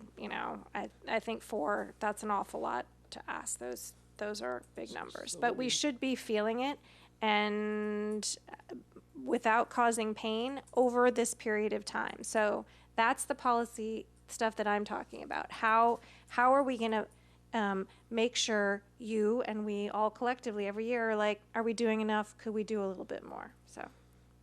So I don't want to abandon 4 quite yet. I do think a 90% target is fine. Again, you're talking about net present value of future assets over future liabilities, and I think we should just look at that target as, are we in the ballpark? As long as we're not at like 50%, I think 90% is good. But, you look at row 4, if we're talking about 10 million, 13 million, again, how many years would it take to get there? I do think there's probably more room to be more efficient in some of the things we do. We've talked about, I forget what you call it, but not requiring officers to be on, ambulances to do CPR. I mean, there's places we still need to continue to get more efficient, use our money more efficiently. And then the other part on here is that we can also look at the revenue side of the equation. And I don't think we should lose sight of that either. But what I don't want us to lose sight of is not doing something now just causes a huge amount of pain in the future. So But there's 2 other things on 4 that aren't on there that are on the full one. Like one is a contractual partial I'm fresh not start for talking safety about that. group. I'm talking about the discount Okay. rate primarily. So you're just talking about the discount talking rate. You're about, not like- talking about 100% of the BSR Yeah, going exactly. to that. So back to where I was saying, like, forget about CalPERS, funded percentage, and just think about what do we think are realistic numbers, and how do we want to amortize this UAL? So maybe then, just to be helpful, if we think about things horizontally instead of vertically, right? We can think about what makes sense in there. So you're saying from funding component, you want box 4 on the first line, and on the third line, at least 2 of us were okay with splitting the BSR. I think we talked about allowable uses. That would be box 3.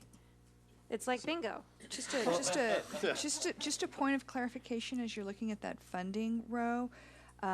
There are 2 lines in that row, and I'm not sure all of the committee members are speaking to the same lines. One is a range and the other is the target. So why don't we go Oh, down I was the- further down Why don't we on the go down bottom. the table a row at a time and kind of see what each of us think, and maybe. What, Yeah. rows across, okay. Okay, can we have the really complicated one? So. Oh, okay. Funding goal? Yeah. Right, so we'll Okay. Slide by slide. So funding goal, I think we're agreeing, we don't need to be at 100. Can we be at like 90? I'd We like set to the- see 90. Can we set the policy at 80 to 100? Targeted 90. And remember, this is based on CalPERS calculations from a Understand. liability Right. perspective. Just Yeah, I mean, full disclosure. And so that would be a 2.5 on this continuum, right? I just want Yes. to make sure we're all on the same Yes. page. Okay. The A- version. wait a minute, sorry, can you explain that again? It's the example number. Example 2.5, it's halfway between example 2 and example. Oh, okay, okay. When we say, Okay. when we say a target of 90, I'm worried that some people may be looking at example 4 where the floor is 90 on the range. And so I just No, wanna make the second Sure. line.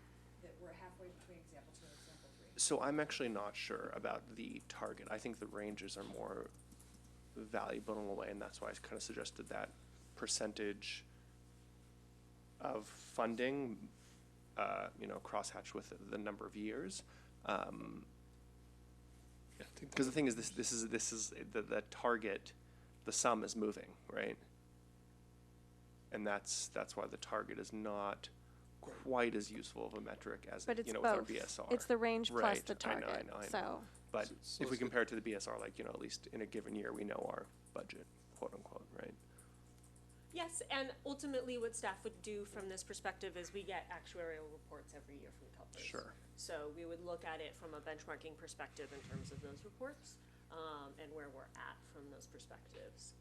In terms of what I think I'm hearing, the dialogue with the committee members and the range versus the target, and then I also think you guys are starting to border onto the next element, which is how long do we take to get to that target or within that range? Right. And so to, I think Councilmember Fine's point, you could adopt a target, say, of 90%, but maybe have staff run an analysis of what does it look like to get there in 10 years, 15 years, and 20 years. Sure, I think that's helpful. I think I've been having the sense, and I hate to use that word here, but that in some ways we may be being a little aggressive on this actually, and taking this so seriously that we're actually putting too many resources towards this, and I worry a target of 90% we're actually overpaying. But I think we're agreeing, the range is what it is now, 80 to 100. I know, but if we have an 80 to 100%, and we have a target of 90, then the evergreen policy part is we're going to aim for 90. And in a year-to-year situation, we're going to be cutting other things to hit that 90%, which I'm starting to get the Don't sense you it's think too the high. range, so if it's a down year, we would go closer to 80%? No, well, but the point is, like, if you have this range, like, you're safe if you're within between 80 to 100% in the future, right? But you're aiming for that 90%. And so if you're at Yeah. like 81%, you're going to implement policies to try and hit that 90%. Okay, but think about it like when we look at in the enterprise funds, there are usually really good reasons it's going down and up, and here are things that are going to change. I mean, I feel that the staff, at least in that area, has demonstrated the ability to show us, okay, it's below the target, but don't worry because this, or, okay, yeah, we're worried and we're going to make these changes. So I would expect the fluctuation we're talking about. It's not the fluctuation, it's actually that what's the when we're target? coming back to target is what worries me. Which makes sense, and not to make a decision for the committee, I think something to consider as you move down the list of elements, in that you can add in some flexibility from that perspective as you move down. So you set a range and you set a target to help trigger different things further down in the policy. Sure. So one way to deal with this, if the council can't necessarily come to a whole consensus in terms of what the target is, shoot for one target, but then change the parameters later on in the policy in terms of the triggers from that. So for example, we talked about the city manager identifying a plan to address additional contributions every year. Perhaps something could be, if we are not at the target, they have to provide a plan to get to that target. It doesn't mean that you have to adopt that plan. So it could be that the city manager recommended budget needs to get us, work us towards getting 80% funded and tell us what it would take to get to 90% funded. So again, these are ways to soften the triggers in the policy that I think once we narrow our focus a little bit further in terms of the targets as well as the timeframes, we'll be able to have these more granular conversations in terms of the policy elements.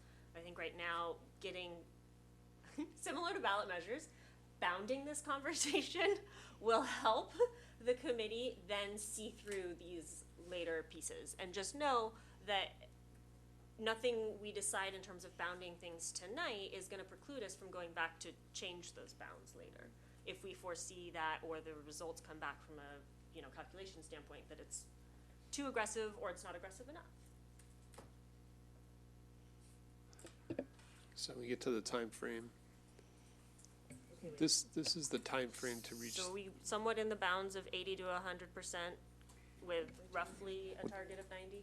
Well, perhaps just to confirm, I was just going to reiterate that I think that the framing and reference made to enterprise funds is really helpful as a way to think about how both to tackle this as well as next steps. So just to perhaps a slightly different perspective of what Kylie just described, I think where your discussion leads is we need to come back with that extra column filled in to help the committee see the potential financial impact of, let's say, that 2.5, example 2.5 in between, and see what that spectrum looks like.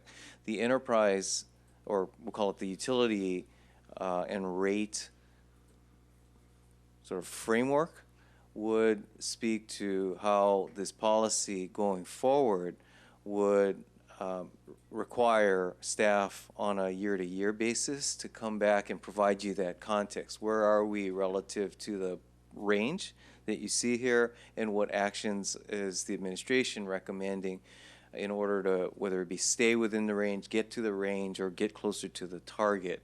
But as Councilmember Cormack pointed out, just using that utility example, you do see bouncing from year to year, which is not intended to restrict the council's action, but does provide a context in which your budgetary decisions would be made. So I do think that the bottom line here is we do need to come back with a little more clarity based upon the feedback you're giving us tonight, with more of a fleshed out outline for how would the policy articulate the concepts we're talking about here.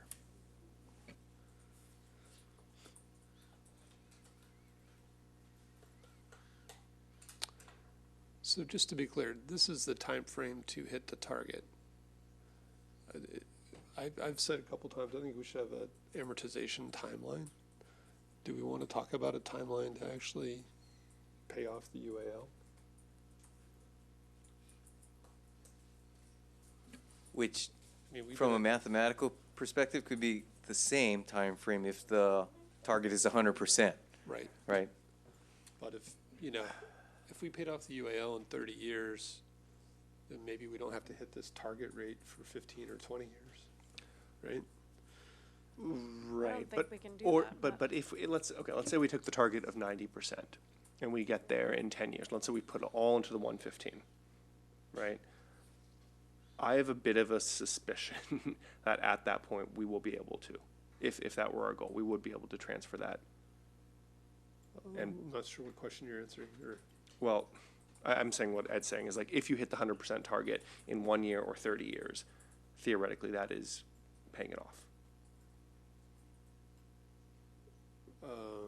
Right, and No, you are funding, no, because again, this target rate is a ratio of future assets, future liabilities to future assets over the period that they've defined.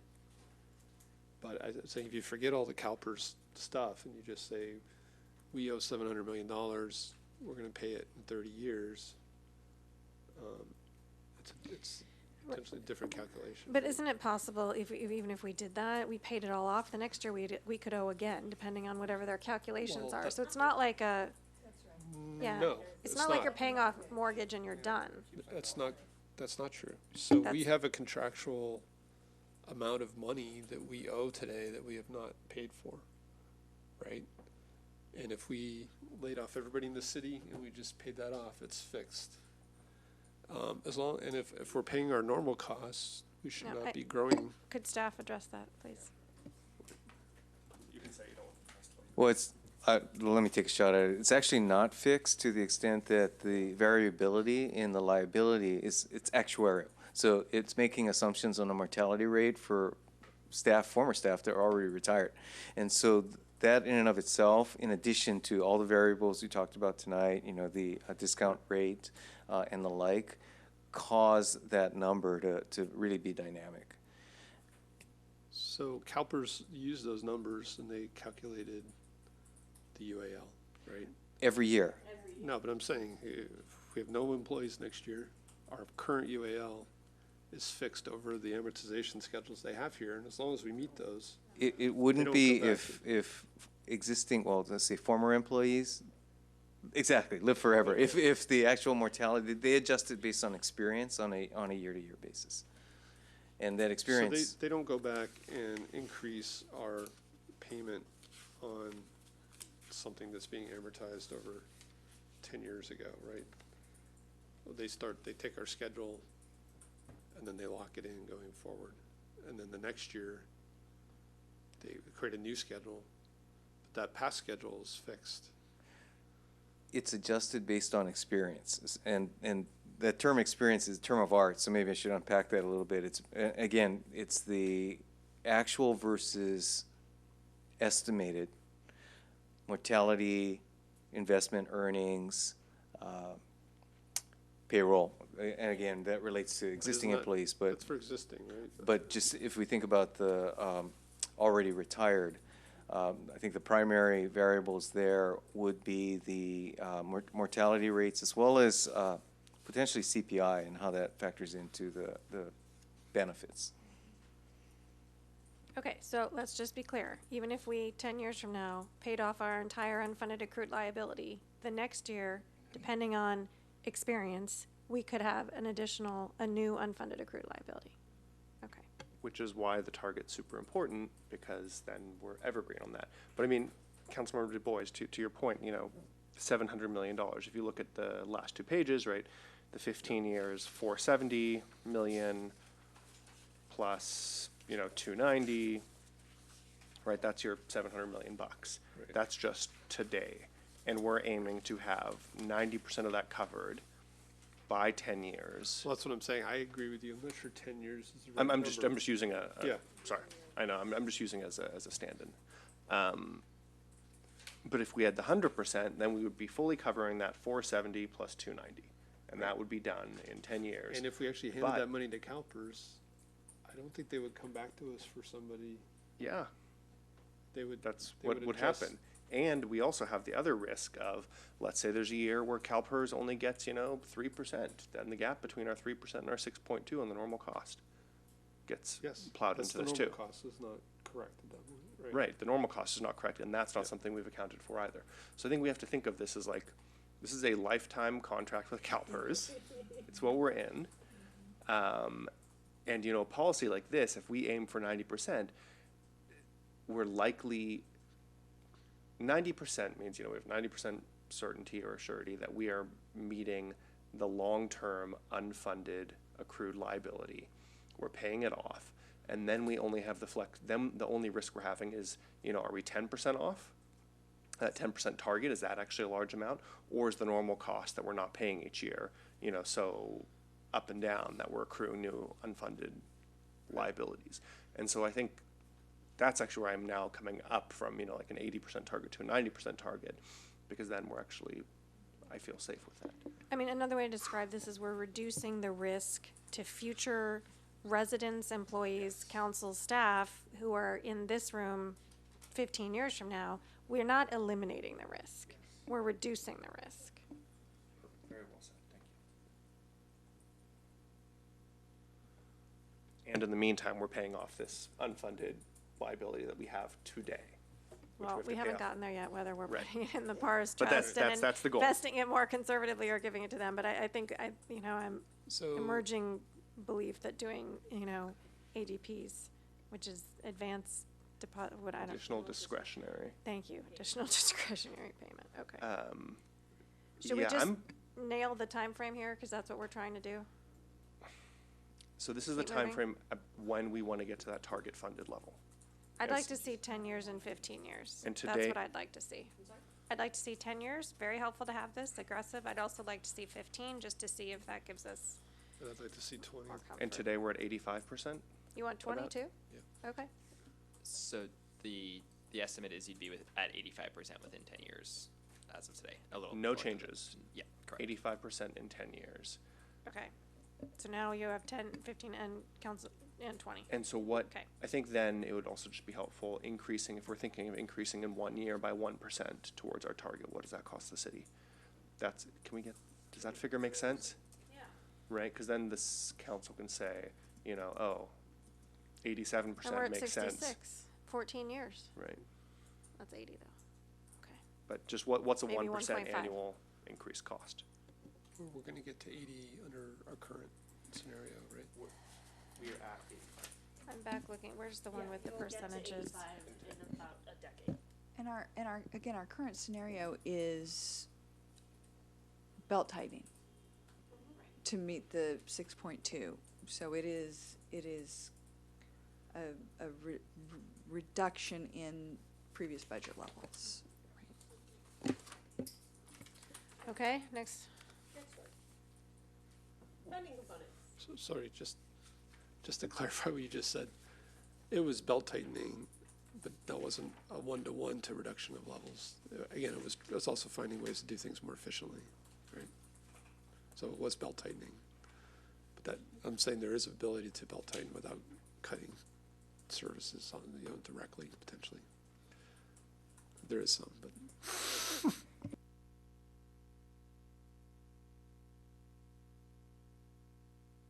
Everything that on this slide we're already doing. So I'm gonna assume everything that's italicized, this committee would be interested in us continuing to do based on our prior conversation thus far. So if we focus our conversation on the bottom two in example 2 over to columns 3 and 4, that might be the most effective way for us to muddle through this more complex one. So I'm just going to jump in. There's kind of two things here, right? Some are potential revenue siphoning mechanisms to pay down our UAL, whether it's through the 115 or directly to CalPERS. The other big one is recalculating the UAL with a different discount rate. So we can get it from the floor or the ceiling, right? If that analogy makes sense. Does that make sense to anybody? Okay. We can identify funding for the pension obligation through the budget, or we can do additional cost sharing with employees, right? In which case, on a year-to-year basis, we are paying more towards our pension debt, right? The other way of doing it is to recalculate the UAL with a lower discount rate, potentially the same as the 6.2 we're using, in which case, we know we have a bigger obligation and certain figures will just inevitably rise as we. I don't think they're the same thing. Yeah, it's. I don't I know think they're the they same are thing. different, but I'm saying it's two ways of getting at our annual obligations, right? One is saying, gosh, our overall bill is a lot bigger than we thought, we better start paying more. The other is, let's start let's increase the amount we pay from existing sources. Yeah. if Does you're that make sense? If you're saying, I think several things are mixed in here, right? Yeah. So using more accurate or more conservative assumptions. There's even in here, paying CalPERS, that's like a different type of thing, right? And so I would say we want to do all of these. I think we want to decide on the BSR policy. There's two options there. But I would actually like to see us do all of these, and then I want to talk about kind of paying CalPERS, maybe as a separate line. Like when would we send them payments? There's one model here, which is when we reach 1 year. but maybe there could be other trigger points or reasons. So you guys both mentioned earlier the 50-50 on the BSR. That sounds reasonable to me. I haven't weighed in on that yet. 100% of excess BSR doesn't quite sound reasonable. Additional cost sharing with employees sounds reasonable, but that's really contingent on our negotiations, which is a whole other ballgame. But setting it as a policy, that's our goal. I mean, we can set that as a policy as our goal, but, you know, do we, and future councils hold fast to that? The discount rate is something that, you know, future councils, unless they change the discount rate, will have to face up to. So I think there's some appeal in that, but I'm not sure it has to match the 6.2%. Funding through the budget, I think, is reasonable. The one thing I'm still really not sure on is, do we just pay CalPERS directly, or do we put it into the 115? Perhaps staff could suggest why this option was here with the 1 year and then moving on. I did look at the other people you've talked to, and I think we should all just take a moment to acknowledge this is, you know, new territory, right? Nobody else has figured out how to do this, so we can't really look at best practice, which is what you would traditionally do in a finance situation. Right. We are among the few agencies in the state to have an ongoing structural contribution to address rising pension costs. A number of other jurisdictions do it on a one-time, and even those others that have it structurally built in are where we are and trying to figure out what the policy should be. The way we landed on the 1 year for contributions to the 115 trust before sending money to CalPERS is a little bit of what we talked about earlier and the recognition of the assets from CalPERS' perspective. If there is concern, as we have heard from the Finance Committee and from the Council regarding the assumptions, regarding the experience that CalPERS has on an annual basis, and the fear that CalPERS is not conservative enough in their modeling, it makes sense that you would want to limit the exposure that you would feel from that incorrection. So if CalPERS is overestimating their investment return, every year that they don't meet that investment return, your liability suffers as a result.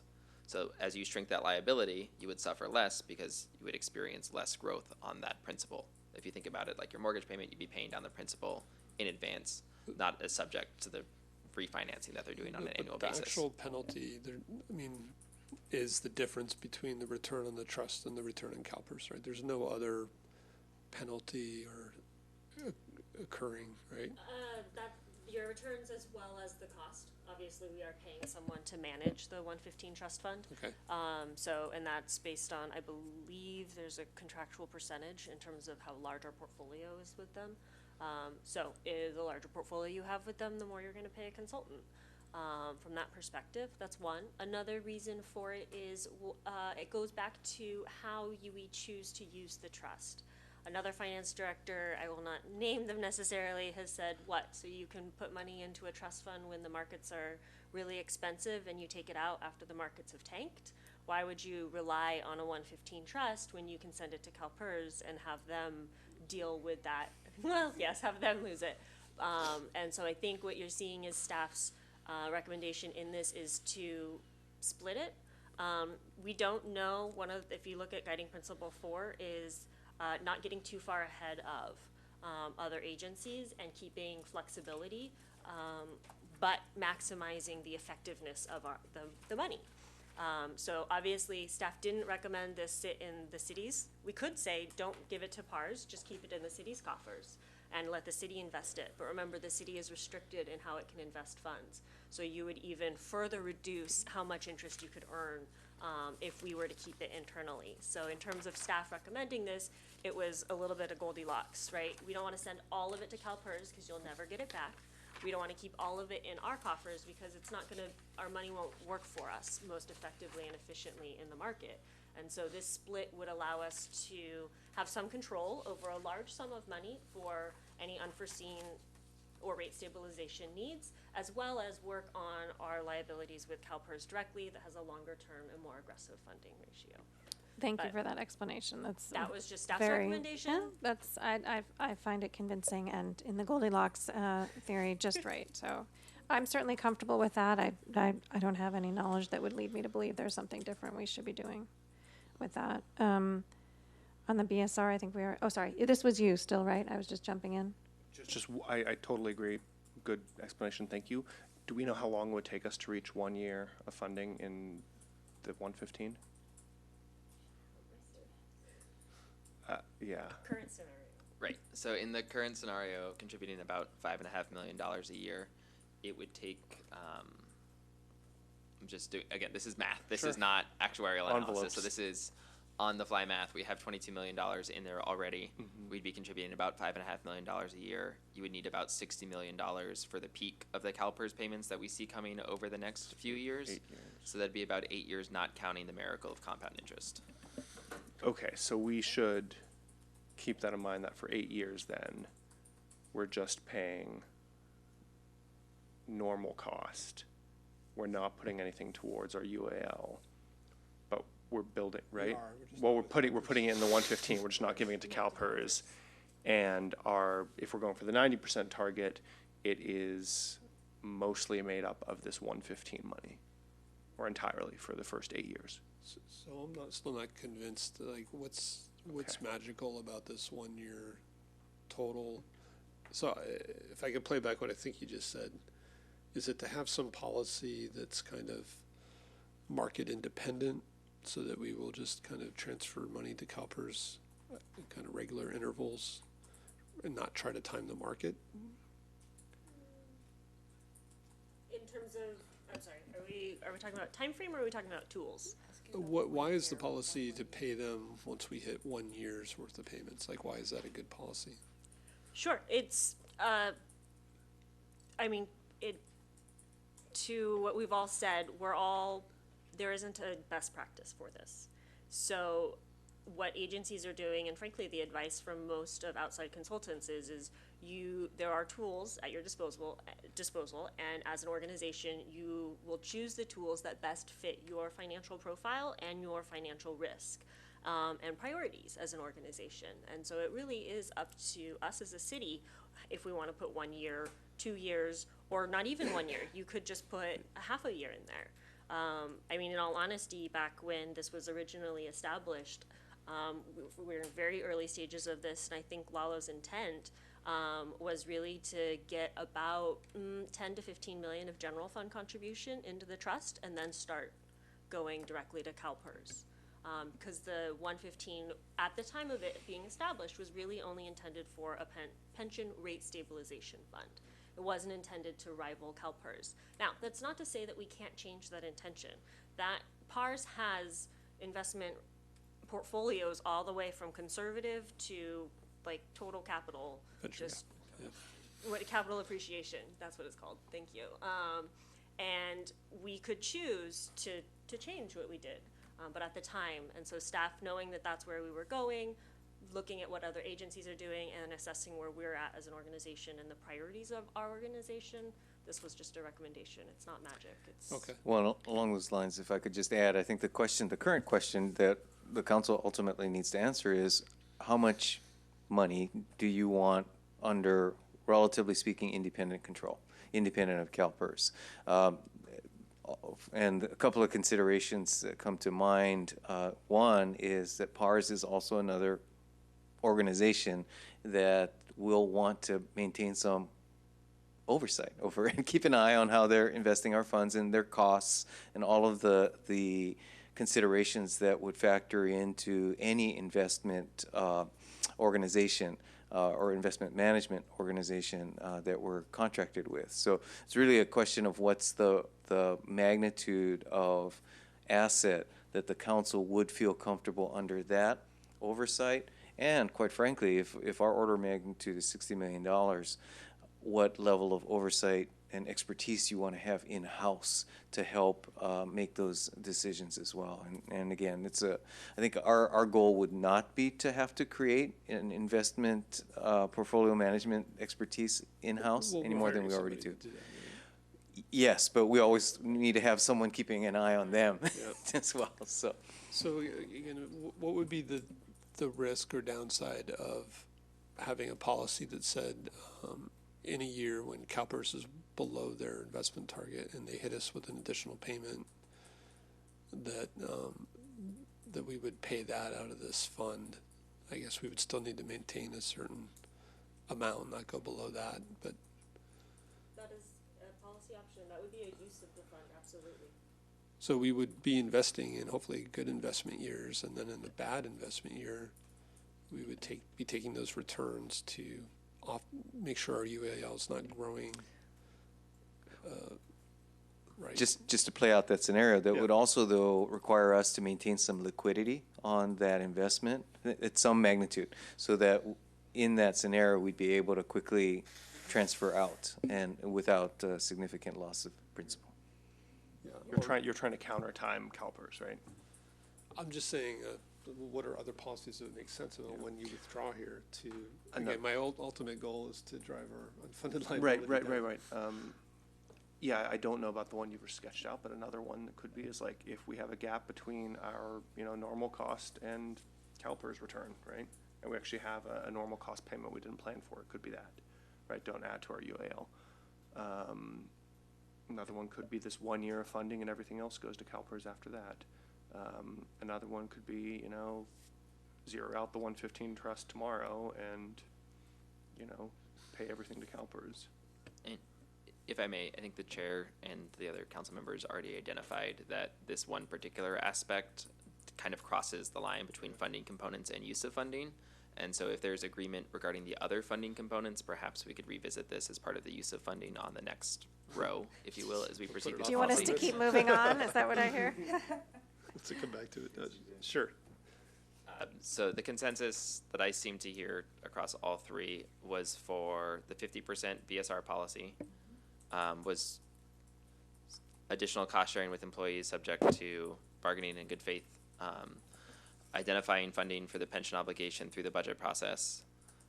There is no appetite for the 100% VSR, and I think where there was still, I did not hear clear consensus among all three regarding recalculating the UAL with the lower discount rate. I want to So- see it. Did you say I wanna additional see it. cost sharing with employees? He did. as well? He Yeah. did. Yeah, Yeah, would and I like- just want to, additional cost sharing with employees is absolutely subject to negotiations and the general market. So that's, Great, thanks. Next slide. So back to Nancy. when we pay CalPERS. Yeah, and now we're right back to where we left it. So again, as Kelly mentioned, the italicized portion is the CalPERS stuff. We haven't yet articulated a policy under our current practice for what we do with the money, other than send it to the PARS 115 trust. So nothing else is italicized on here. So now is the time of the conversation to, I think, well, let's go discuss. with the maybe easier one, fresh starting concept for safety group. Based on the staff report, I'm interested in seeing that. Yeah, I really wasn't. I mean, I thought either like number 2 or I just thought it would be subsumed by other choices. Essentially, since it's not contractual. So No, but it's the oh, okay. I was just interested reading the report. Staff said doing a fresh start is actually quite administratively quite a hurdle. Contractual one, okay. And so I was just wondering, what are the potential savings there? But that's all. I mean, may be interested, may not be, but what kind of magnitude are we looking at? Right, and so on attachment B, that's where we start to articulate what the savings actually Just are. changing the amortization. Right. It's packet page 17 and 18. Was this the lumpy graphs we looked at? This was the lumpy graphs you looked Yeah. at. That's exactly Okay. what it was. So I think, my question remains then, if we make those today dollars, right? One of them was like 180 million, but we end up paying 10 or 15 million dollars more annually. Like, what does that 180 million dollars look like if we, depreciate it? Where are you? I'm on the safety one. I don't see any 180 number. I'm thinking about our previous presentation. chart, We had those 3 charts where one is like, it looks like a dinosaur's back and it's our current 30-year amortization. And the next one was like, and then there was like the blue and yellow What did the shark next one look like? Shark fins, something like that. And I mean, they each said like, hey, obviously if you pay it off sooner, you're going to pay more each year, but you save a large amount of money over that period. What does that look like in depreciated dollars? Okay, so let me see if I understand this. If I'm looking at like the 15-year one on safety, so this is fresh start in concept, okay? But where would we get that difference, the 4 million we need? And is it presumably something we could pull from the 115 trust? Is that where we're gonna end up? Right. I Is think- that how 2 and 3 are connected, potentially? Right. So that is certainly a potential use of the funding. So if you were to, say, have a target threshold for what you wanted to reach for funding in the Section 115 trust, and then after that, we're trying to decide what to do, whether it was a pension rate stabilization program or this fresh start in concept, you could identify the 115 trust as the source of that difference. So as you identified in the 15-year amortization schedule for safety, it'd be a $4.7 million difference. Presumably, if you had the balance necessary for your target floor in the 115 trust, you could draw down against that to Okay, so you're restart suggesting that. we don't do it until we hit the floor.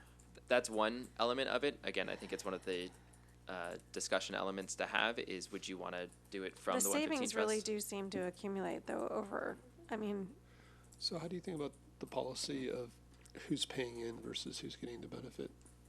Like this idea of, do we separate a trust for safety versus miscellaneous? It's because if you just did the fresh start in concept, I guess everybody would be helping to pay for police and fire. And as a policy, is that something we want to do? well, I'm just looking at like, where do we get the biggest bang for the bucks that we have, I guess is what I'm thinking about it. Yeah. I mean, miscellaneous is I see even what you're bigger. So, Councilmember Du Bois, what you're saying is if we moved the safety to a 15-year amortization, we're saving $63 million over the life of that. But since we're paying an extra $4.5 million, we have to go find that from everyone. Okay, I see what you're saying. But couldn't, I mean, As well we as the could back employee contribution, into, yes. we could back into a little bit what's in the 115 trust, right? By fund. We can back into what's in the 115 trust fund by funding source at a macro level. So for example, we know, like Steve said, we have general fund, we have enterprise, AKA. And when it's in the general rates. fund, we have percentages that we know we've spent in each area. I mean, we could approximate We could approximate and it. just make sure we're not, mixing and matching. I don't know. will Maybe say this that- isn't the biggest opportunity, but it Right. does seem like we should be contemplating where we could do an initial pay down that helps us over time. Sure. I will start to say, if we start to, disaggregate, as Steve says, the 115 trust and not only do it by funding source, but also by benefit plan, and then add on top of that potentially UAL versus normal cost, it's gonna become, yes. What's the reason to do it by funding source? Like, Because really? the funds are restricted in enterprise funds. So enterprise funds really need to be going towards ratepayer type activities. And so that's why we keep everything the same. So But it's all one trust, you're just keeping track of it? correct. But we could actually have a physical two trusts, one that actually mirror our unfunded liabilities, right? We could have a safety trust and a miscellaneous trust. So we would talk with the contractor and see if that's feasible. It would probably be two separate accounts, so you're probably paying fees on them. But fees are a percentage or flat? Or? It probably depends on the magnitude, the tiers, it scales in terms of how much money you have. Okay. So, it just, again, it comes down to, I think one of the council members said, how much should we as staff be spending, kind of taking this and going down the rabbit hole, and so setting something up that, I hear the committee on wanting to be able to have this flexibility and tackle these things, but what I would ask is the flexibility that when we come back with other options, we can help match tools and funding with uses. For example, if we were to do a fresh starting concept, I would probably say and recommend that we send that money directly to CalPERS, right? Because they will apply it directly to that benefit group, that base year. If we're talking about doing normal costs like we do at a 6.2% discount rate, everybody feels that, which means we take that money and we put it in the 115 trust because all pots are growing at the same rate. Therefore, when we draw down from it, all pots go down at the same rate. And so we don't have to worry about the legalities associated with the funding. If we start to toy with the funding based on, based on, ratepayer money versus special revenue funds versus general funds, and then add on miscellaneous versus public safety, we're getting to an area that I'm not confident we would be able to manage. And part of this is also just think staff turnover, Yeah. because this will all be manual management. So the argument to do a fresh start in concept is really about UAL. interest savings. Uh-huh. And paying down the UAL at a faster rate. But a portion of it. So part of it is interest. It's also the idea of, right, if they're assuming a 7% rate of return on a UAL, you know, if you shorten the period of time that you're paying it off, if you have a shorter period of time that they have to. So I guess why is this different than the previous discussion about when do we take money out of the trust and give it to CalPERS? If the only penalty is the difference in investment returns, does it matter, like, if we went with the policy of we get a year's worth and then we just start paying it across all of our funds, in terms of like real dollars, is it gonna be different? I'm not sure I'm following the question. So, wait, So, if we do an ADP, we have to make decisions, right, about where it goes, or we just give it to them? Both. You fill out a form essentially for an ADP, and you will tell them what you want it to do. So the fresh start in concept is like ADP on a bigger scale? It provides some structure to an ADP. I could send a check to CalPERS for $1 million tomorrow and say, here's an extra $1 million, apply it to XYZ base year, and they'll say, great, thanks, and and again, accept it. would you do that, or is there an actual benefit to the city to analyze where you would put that $1 million? There is a benefit to the city to analyze where you would put that $1 million because, to I think everybody's conversation, you have these base years with outstanding amortizations on them, and so you would want to look at which one you would want to pay off faster, because if you've got a really big negative and you pay it off in a faster period of time, you have less interest because it's a larger number. And how does that overlap with the safety? Are the largest base year concerns in safety, or is this just are these two separate dimensions? They're really two separate dimensions. Oh, goody. Yeah, so the fresh start piece, I mean, there's some intermingling there, but the fresh start piece is really articulating if you pay down the principal in a more aggressive manner and articulating the interest savings that you get from it. As you articulated, you can see real savings on the safety side. And if you look at the differences in payments between them, they don't spike to nearly the same extent that the miscellaneous group does. As a result of that, that was something that staff felt comfortable including in example number 3 as a potential option to pursue as we go through this. Or we could do a targeted approach that's like, okay, we have $2 million this year that's above, and so let's pick the base year that's the biggest problem currently in which plan, I mean, what if which we is more said- work.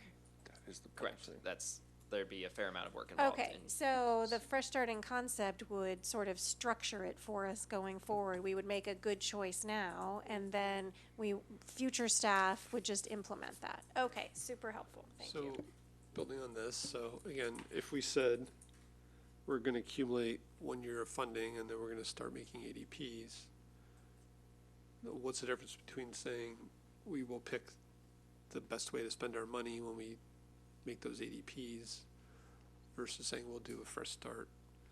And I guess those things again would work together, like we wouldn't start a fresh start program until we accumulated a year, if that was our policy. Right, were that to be the policy, that'd be correct. And I think Councilmember Cormack just helped articulate it a little bit, which is this would give guidance and direction to staff to say, pursue and implement this in a target year, which could be set up a couple years in advance. So if we're talking about 8 years from now, should we really set this policy, or should we just say accumulate the 1 year and then decide the best use of ADPs at that point? going forward? I'm just hearing like the A, like if we think of our E's framework that we have in our other talk, I hear the A of administration is easier for this than Yeah, I each hear year that. I was choosing. just Right. thinking 8 years is a long time. I think, Well, So I it's hard actually- for me to imagine, what's the scenario under which, this would not still be a good choice? under what would not be a good choice? Like, The- if we the do fresh fresh starting concept for safety group, is there some scenario that I'm just not aware of, and under which, like, 10 years from now, suddenly we'd wish we hadn't done that?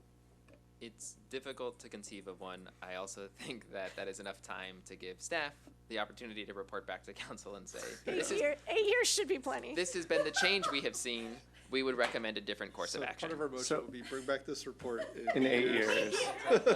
So there's a few things here. One, I think we're roughly recommending to our council colleagues, fund a 115 for a year's worth, and then do ADPs. And I think there's going to be some debate around that, about should we do that at all, how big should it be, et cetera. Two is the fresh. Wait, can we just go back to one? I just don't want to Yeah. lose the idea of that you brought up at the beginning, which is, what if we get a big bill in 1 year? Like, this is Yes. really Can we- it's a hedge against that. It modifies Right, even. minimizes the risk, Wait, so. are you saying that's another period of time? That's- No, I'm saying that's a reason to have it be a year's worth. That's That why we seems like want a a big 115. number, but it's not a number that was sort of picked out of the air. It's because we have to do this each year, and there can be fluctuations, even Exactly. though they're amortized. Okay, And so sorry, we're gonna keep we're gonna have to make that argument to our colleagues and going. Yes, I'm demonstrate saying to- it so we can all practice. Yeah. Question two is, do we want to do a fresh start? So we kind of provide some more rigor of essentially an annual programmed ADP for safety or the other groups. And then question three is what Councilmember Du Bois is getting at. Whenever you make an ADP or a fresh start in concept, do we have the ability to target those at the most expensive base years?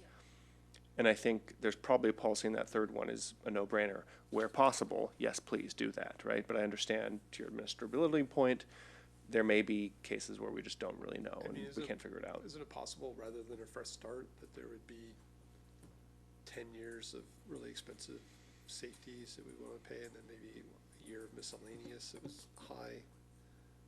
And like, we would just rather be able to pick the best use of the money at the time? Yeah, I mean, the policy doesn't have to specify how the ADP is used. The policy could specify that after you reach a year in 115 trust, that we would revert to ADPs to CalPERS to maximize effectiveness and savings to the city's long term. And is that something you would envision bringing to the future finance committee, or just, that would be staff's discretion? It could go either way. Well, it kind of goes with number two, which I think if we pull in elements of that it's addressed through the annual budget process, right? Just as a way of unpacking that a little bit more, it could be at staff's discretion with a report out to say, this is what we're contributing, this is the anticipated impact of this. Sounds good to me. Yeah, I would absolutely leave that to staff. But an information report, I think it'd be very helpful. Sure. Last thing I'll say on the fresh start, whether it's in concept or contractual, this may be a mechanism to, if we think it's important enough, to drive future councils to stay this course, right? If we do a contractual fresh start for safety or other groups, then we're essentially committing future councils and communities to pay, X more, and that may be a mechanism we want to consider. I don't know if the target, though, the target is what forces us and future councils to get there. but those can be changed. The thing that commits it is putting it into the trust. Right, there's that, but that can be changed, right? If we, in 5 years, people are like, we're cool, let's lower that target. We have lowered different budget targets before. Really? Yes. I'm joking. Okay, so 10 years ago, though. As we thought, there's too much money in this BSR. Okay, can I just say again, like 10 years ago, this, we weren't working on this problem. I'm Right. not sure what 10 years from now our problem will be in this area. It's Right. possible it won't be this. The contractual one makes me nervous, and if we get most of the benefits from just, doing it ourselves, I'm more I know. comfortable with the latter. I know, I'm just bringing it up, it may be a forcing I think function in the future. Keeping the council committed to putting money into the trust, I think accomplishes most of what we need to do. Yeah. So, Yeah, but they can change that is what I'm saying. So this is a more concrete way of doing so that, so if what I we have want written that. down, and I just want to see if we're together, I think you guys have convinced me about the 1 year payments. There still was that discussion about, are there other triggers? But if we accumulate 1 year of payments and then we do ADPs, we would choose the best use of funds just through the budget process, period, and we kind of drop the idea of the fresh start. I think it's easier for council to understand too. What do you mean? Oh, just don't include the fresh start in there? Yeah. But it would be part of the option to do ADPs. Okay. Well, a real fresh start is locking you in for 10 years or whatever, 20 years, but we're saying we're not gonna do that. And then the only other part of this that we're not talking about is the investment strategy for the 115. But I think staff understands that we've spoken about. We'd love to see a few options there and what the management costs are. Well, can we say, But again, I think it gets back to what is the real horizon that we're trying to fund this over? And should we look at an investment strategy that matches that to the, I totally agree. We Yeah. just don't know. I just don't know if it is like a traditional, 401k where it's like, oh, I have a target year and I do that, or that might be for some reason a poor strategy here. I just don't know. as I listen to us talking through it tonight, it seems more like a shorter investment horizon than I would have anticipated, because we're going to use it as a balancing mechanism, frankly. So earlier I would have thought, well, it's not until we need to pay things back, but now I don't think that. I think it's got a shorter time horizon. Good point. You may want to liquidate it at some point to deal with an emergency Yeah, or whatever. that was right. Right, in which case point maybe that the city manager brought up. maybe it's all like, bonds or something. Who knows? is that, I didn't ask at the time, but is that liquidation really an issue? Would the city be able to use those funds to get a loan to make the payment and then liquidate at a later date? I mean, Wait, say that one more time? I mean, if we have all these assets Sure. and they're a little illiquid, wouldn't they allow us to get liquid assets and then liquidate them over time? What we can do is come back to the finance committee when we revisit this topic with any restrictions that we may have with PARs. Right. Policy for you. Yeah, and your investment manager who may, Yeah. require 3 months. I was gonna say, I'm Heads sure up. within our contract, there are more detailed terms, and we can make sure that we brush up on those so that we can articulate any barriers to what the council and committee is wishing to pursue. So I still think there's this other issue of kind of matching the source of funds with the use of funds, and I do think council will be interested in that. But I guess if we don't call out the fresh start, we kind of avoid that to a degree, but.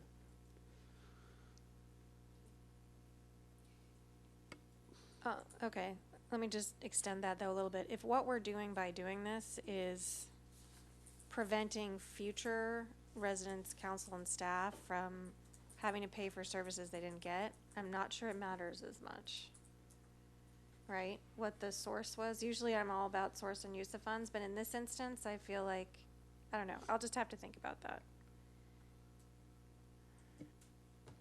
To speak to Kylie's point a little bit earlier about being able to approximate safety versus miscellaneous, due to the mechanism that we currently have to generate those ongoing contributions, we are tracking by safety versus miscellaneous in terms of what is going into the fund.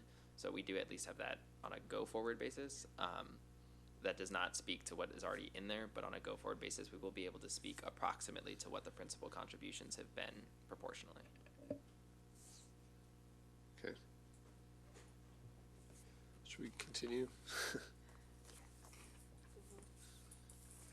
So I think these next couple ones actually go hand in hand with what the committee has already asked for in terms of what we need to respond back with. And so as we run through the matrix of options and timelines and those different elements, staff will flex and articulate these and unpack them a little bit more for the finance committee. Because as we go through the different examples, you will see different things. As the horizon moves from 10 to 15 to 20 years, the pain, to use the vice mayor's words, that the city will feel will be different. So I think if, you go with example 3 there, the city manager identifying additional contributions, and that could be both revenue and expense. I guess one thing that was missing was any kind of like ramp up period, I guess. I mean, is it material if it takes us 3 or 4 years to achieve a certain amount of savings, I guess? Does that actually affect the amount that we need to save because it took us a long time to get there? If that makes sense in a material way. It does, and I think it gets back a little bit to the time frame you're looking at. So to the extent that you're willing to look at a 20-year time frame, it allows for that ramp up, which allows for a different pace of change across the organization, which softens the blow of service delivery impacts somewhat. To the extent that you're not comfortable pushing out that, a 4-year phase-in really hampers your ability to meet the funding goal that you just established. I think, again, the biggest thing, and this is picking up on something the vice mayor said a little bit earlier, the time frame of 10 years is, could be considered pretty aggressive when you're looking at a long-term problem that is as long-term as a pension obligation is. The vice mayor mentioned you're in a lifetime contract with CalPERS, and that's pretty accurate. We are with them for the long haul. We will continue to explore legislative options to see what can be done at the statewide level as those options arise. But this is an incredibly long-term issue. And so taking action on a time horizon that's too short can be myopic and can cause service delivery crowd out now instead of doing what we're trying to do, which is avoid service delivery crowd out later.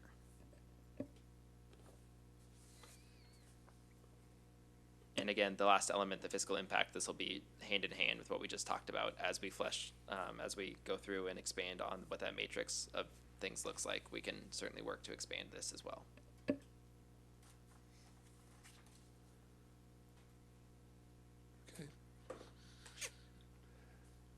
Sounds pretty good. So I guess the last thing is,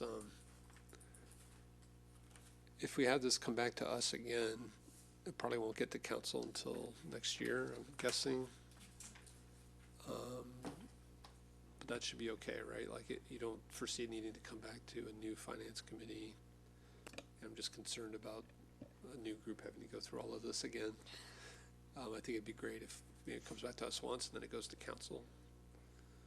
Yes, given that staff could reprioritize as necessary to try and come back on that December 3rd. There's also a bit of a natural nexus with the other item that I believe is agendized for December 3rd, which is the long-range financial forecast, to the extent that the chair was asking what percent of costs in 10 years or pension, et cetera, that will help be informed by that conversation. Do you both want this coming back here? Or? I mean, Well, that's could really just what send I'm it right to wondering. council. I Yeah, feel like I'm- we've,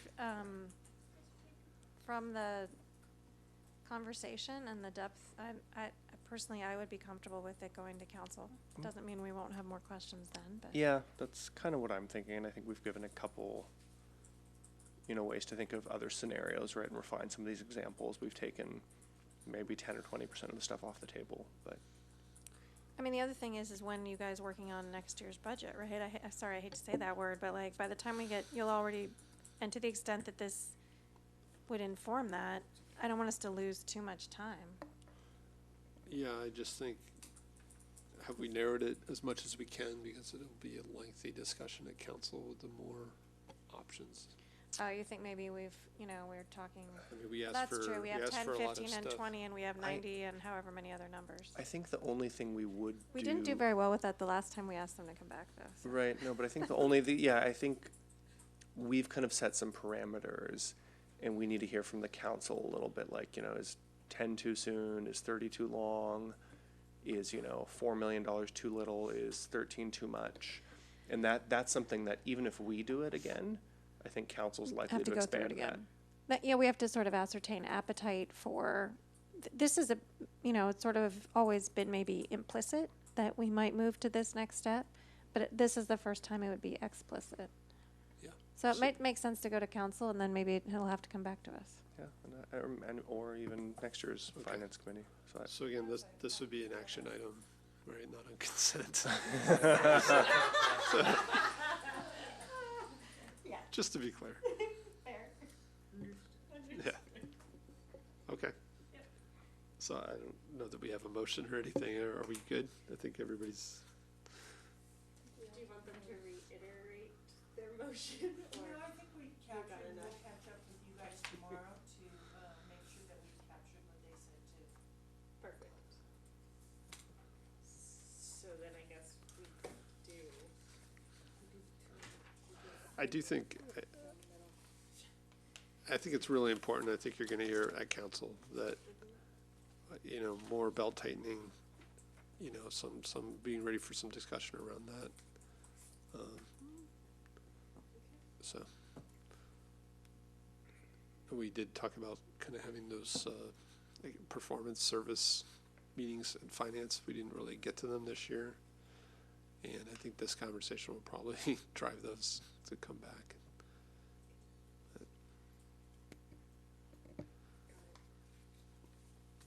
Okay. So should we move on to the next item? Yeah, I think, Is it an action item? It was a little unclear. Oh, I guess it does say action item. yes, so we will ask staff to bring this to council as an action item in the framework that we talked about. Aye.